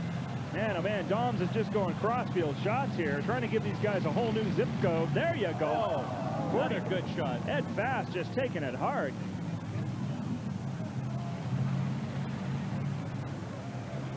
We just heard from the officials that Ed Doms got warned by the trackside flagman with a rolled up pink flag, meaning, come on, you better start hitting, and well, he certainly has. Jeff Doms now putting on a show here, doing the crossfield shots. All it takes. He says, you want me to hit? I'm going to hit. And here comes Jeff Doms again. Oh, coming man. Across hard. Fast trying to get out of the way, but he's just a sitting duck. Look at the nose in that wagon. He's going to do it again. He's going to kill that wagon with a couple of more shots. Here comes Mikowski. Good move on Mikowski to drive away and feed him a door bar. Now it's payback time. Mikowski, a well-experienced driver here. Definitely one to contend with. But Doms is really laying it on now. Certainly the tougher car. Oh, maybe not. Mikowski raising that back end high. A lot of good action here, all created because of the pink flag. Here comes Collins in for a hit. Nice on Collins. Stuffs that rim deep into the dirt. That could hurt Mikowski. I don't know if he's going to pull out of that. He does. Oh, this is a good derby. Takes one in the front end then. Collins comes again, gives him a tap in the back. All righty, Doms finally gets clear of that berm. He's out running around. Mikowski's chasing him. Collins is a sitting duck, and here comes Doms. Big hit. Now he's going to get one. Mikowski working hard on the back end of Doms. He knows that's the target to go. Mikowski's starting to raise high, though. His frame's starting to touch ground. Not good for him. Dom's still moving clean and clear.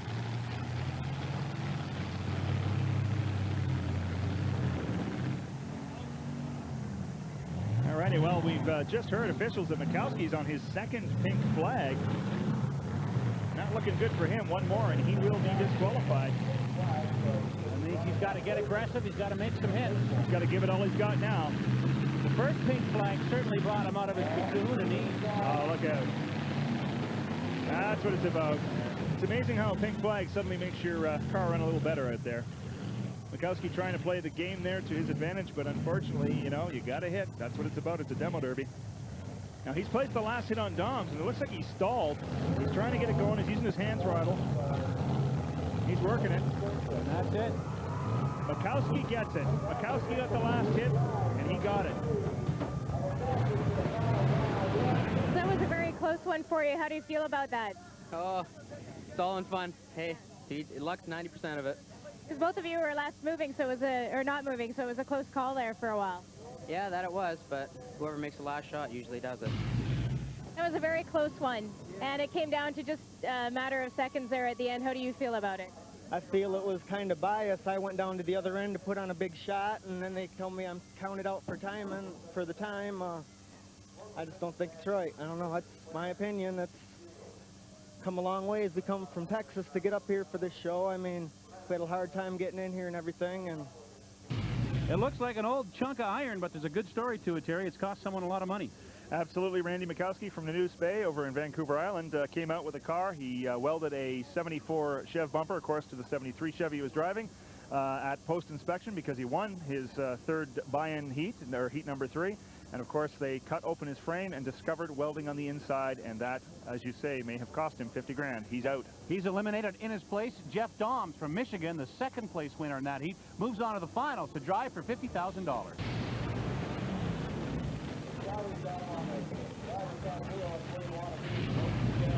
David Scotty, the final finalist, into the finals, Terry, but he had to rely a little bit on the clock and Steve Nystrom to advance from the 4th buyback.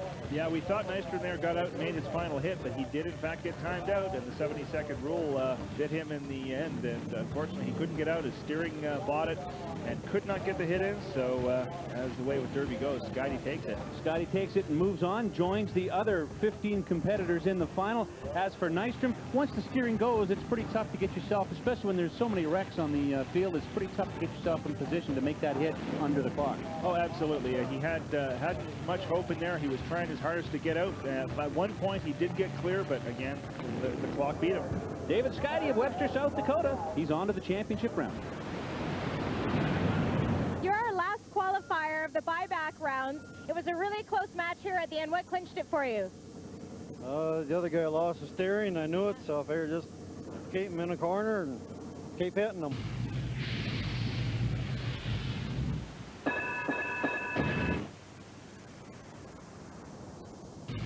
Wild thing.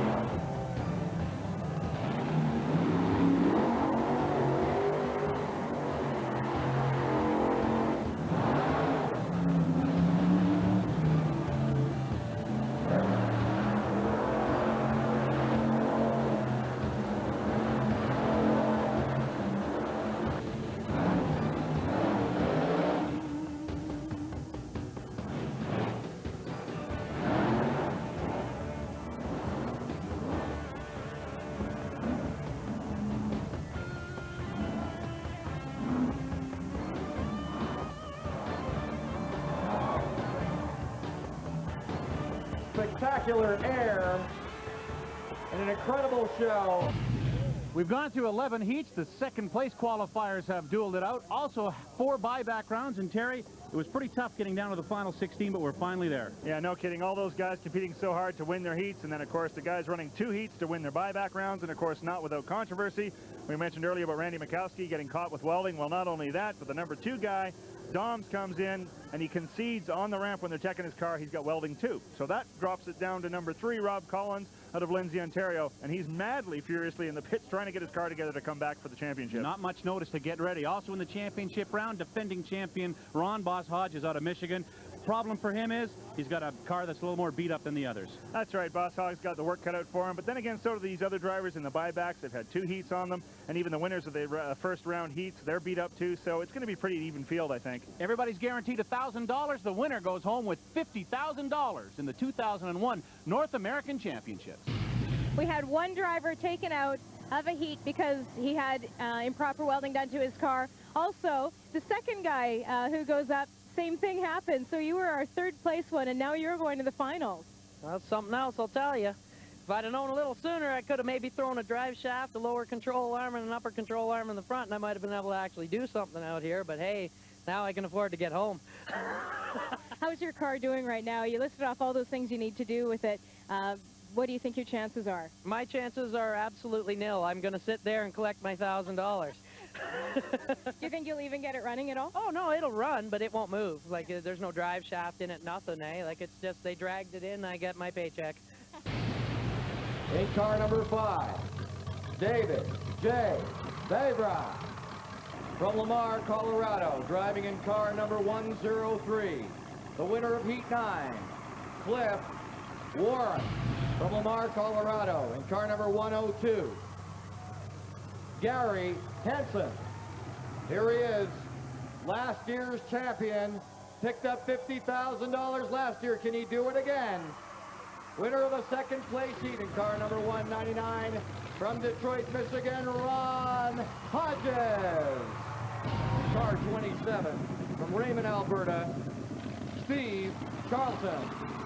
From Freeland, Washington, the winner of heat number 6 in car number 185, Tim Wanamaker. The winner of heat 2 in car number 130, Mike Kett. Winner of heat 8 in car 105, Mike Doyle. In car number 109, he bought his way back in heat number 1 of the buyback, Shea Walden. Driving number 108, the winner of heat 4, Robert Scott. The winner of heat 7, driving car 110, Jay Weber. From Webster, South Dakota, David Stade. The sweetheart of the 2001 Derby, Kathy Johnson. From the royal family of Derby driving from Salem, Oregon. One of them got all the way to the one. Terry Ferrando, the winner of heat 1 in car number 135. Rounding out the field, coming from buyback number 2. Driving car 81 from Edmonton, Alberta, Rick Nystrom. This is for $50,000 in the Worldwide Demolition Derby North American Championship. Let's do the cry together. 3, 2, 1. Let's get ready to crumble! 16 drivers, $50,000. It's all on the line. Terry, look for an aggressive start to this one. Absolutely, man. If these drivers aren't sweating bullets at this point, butterflies in the stomach, I don't know what to tell you. $50,000 on the line for this heat. You'd almost be sick to your stomach out there waiting for this. Could become only the second person in Derby history to win this much money. The first person, of course, in the race, Ron Hodges, last year's defending champion. Yeah, Boss Hog, he's out there, he's moving around. I mean, he seemed to have got it together. Well, who knows? Who knows? It's anybody's heat at this point, of course. Pretty safe to say the only driver who won't win it is Rob Collins from Lindsay, Ontario, who got into it through strange circumstances. The first 2 finalists in the third buyback heat, Terry, both disqualified, and Collins didn't have time to get his car put together to get it into race. Yeah, Collins is certainly disappointing for him, of course, not to be in it, but then all of a sudden, there he is sitting in the stands. They literally had to pull him out of the stands and say, hey, buddy, you're driving.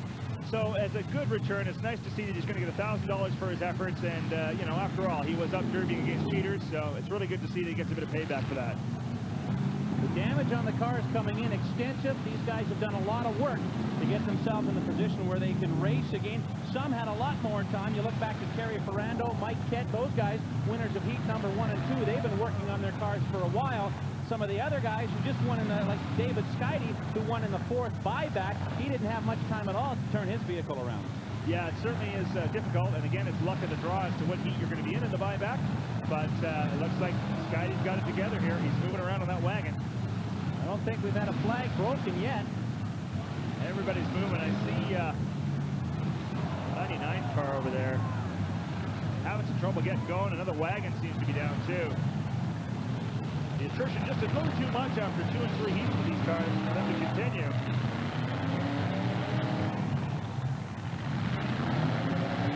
Looks like 102, Gary Henson of Lamar, Colorado. He's soon to be timed out over there. There's a big hit coming across the middle. Mike Doyle with a hard hit.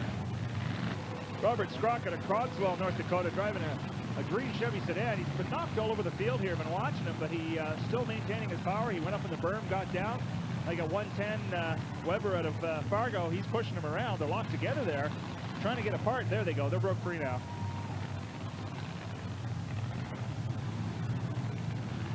Looks like Scotty's out. He's just bought about too much with the frame. He's going to be done pretty quick.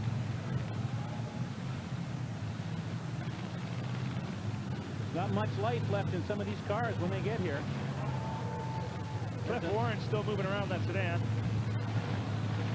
Another good hit by Mike Doyle.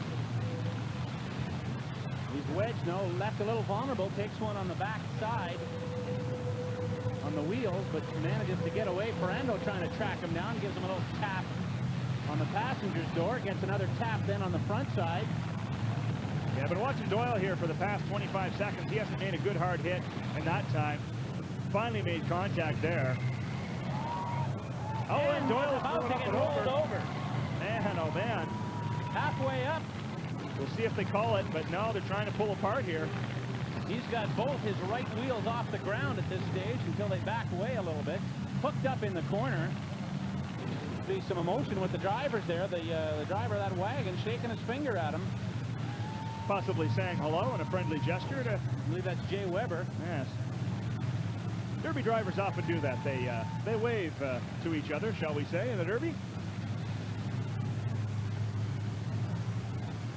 Very aggressive heat, lasting a long time. In comes Doyle now for the kill. There's a very aggressive hit by Doyle. Yeah, he hit Weber at a weak back end on the wagon there. Good shot. Weber looks like he's talking to him again.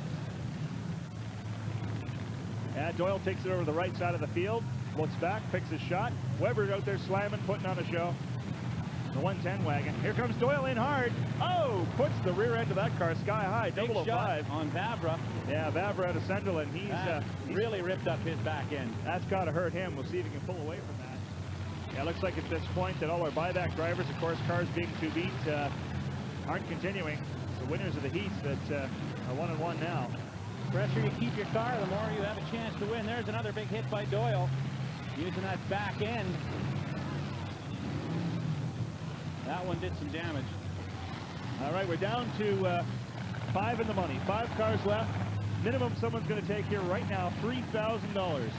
For sports paying 5. Third place gives you $10,000. Second place is 15 grand. And of course, all day we've been talking about the big 50 for first place here. Right now, Dixon's car is starting to bend up a bit. Weber's car in the 110 has been standing up really well. He took a hard shot in the back end from Dixon, but has managed to avoid it. There's a good hit there. That comes from Mike Doyle. Mike kept getting caught in a sandwich there, 130. Yeah, another good solid hit, and that sprung Mike Kent free on the other side of that. Although that front tire of his, front wheel of his, is just about destroyed. Yeah, Jay Weber out of Fargo having a hard time getting around here. His left front tire, for some reason, is locked up on him. Looks like the wheel in the air to push back into his fender, and it's locked. He just can't get the speed up and the maneuverability. All right, 105. We've just been advised he's got his second pink flag, and deservedly so. Doyle out of California has got a second pink flag. He's got to start laying the hits in, or they will disqualify him. 1,000. Ket's working so hard there. His steering's locked up on him. He's got very little power. And of course, he's way from the pack of where the action is. It's going to be very difficult for him to actually get in and make that hit. I see one of the timers come up with a sign. He may be out. The hit by Doyle. We've seen a couple of timers' cards come up here. I'm not sure who's going to be out on this one. Doyle's got Weber right where he wants him, right against the berm. Weber trying to get out of the way. Ket's still having a hard time. He's working his way over there. He's doing anything he can. He's got no steering in that thing. A couple of wrecks in his way, which is really hindering him. Doyle, meantime, continues to work it as he spins it around. The chase is on. And there's the catch. Looks like Wanamaker's out too. He hasn't moved very far, stuck in that berm. Caddy may be dead. We could be down to the final 3 here.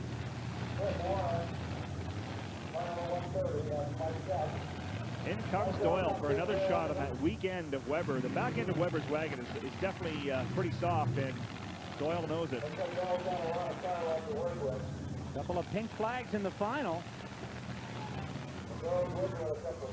All right, it looks like Ket is out. Ket is out. He has been timed out. Doyle with another hit. So unofficially, Kett, placing third, gets 10 grand. We're seeing a checkered flag here. It's going to Doyle. We have our winner, $50,000. Doyle is our winner. Mike Doyle out of Dixon, California. The checkered flag comes out.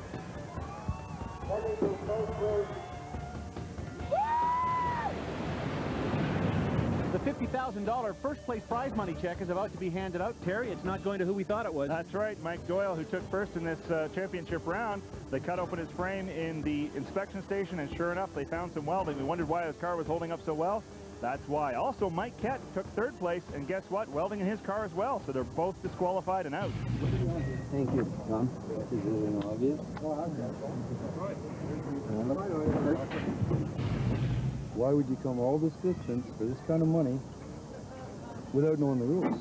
Well, the rules come across on the thing, and when you you understand what? Joe, let me explain. Now the problem is, even if you didn't do it, the car has been welded. The onus is kind of on the driver to know that the car that he brought is legal. Whether you welded it or whether it was welded before you got your hands on it. With Doyle out, Jay Weber from Fargo, North Dakota steps up. He's our grand prize winner, and it's a hard-earned win for him. I must say I'm happy to see him take it because he worked really hard. He got rolled over in his qualifying heat, came back to win that heat, comes out here and fights really hard with a clean, honest car, and look what it gets him, 50 grand. Tim Wanamaker and Cliff Warren also move up. All in all, a pretty good final. The aggression was really high there, and I think we have to attribute that to the Smokin' Joe Watson institution of the pink flag rule. Of course, the 3 rollovers in the 1 heat, and that earns Psycho Bill Condors a great fat check for that one. But again, the aggression was good to see, but let's not forget that it took nearly 200 drivers to get to the last one. So a good performance by all. The fattest check of all, $50,000. That goes to Jay Weber, our grand champion.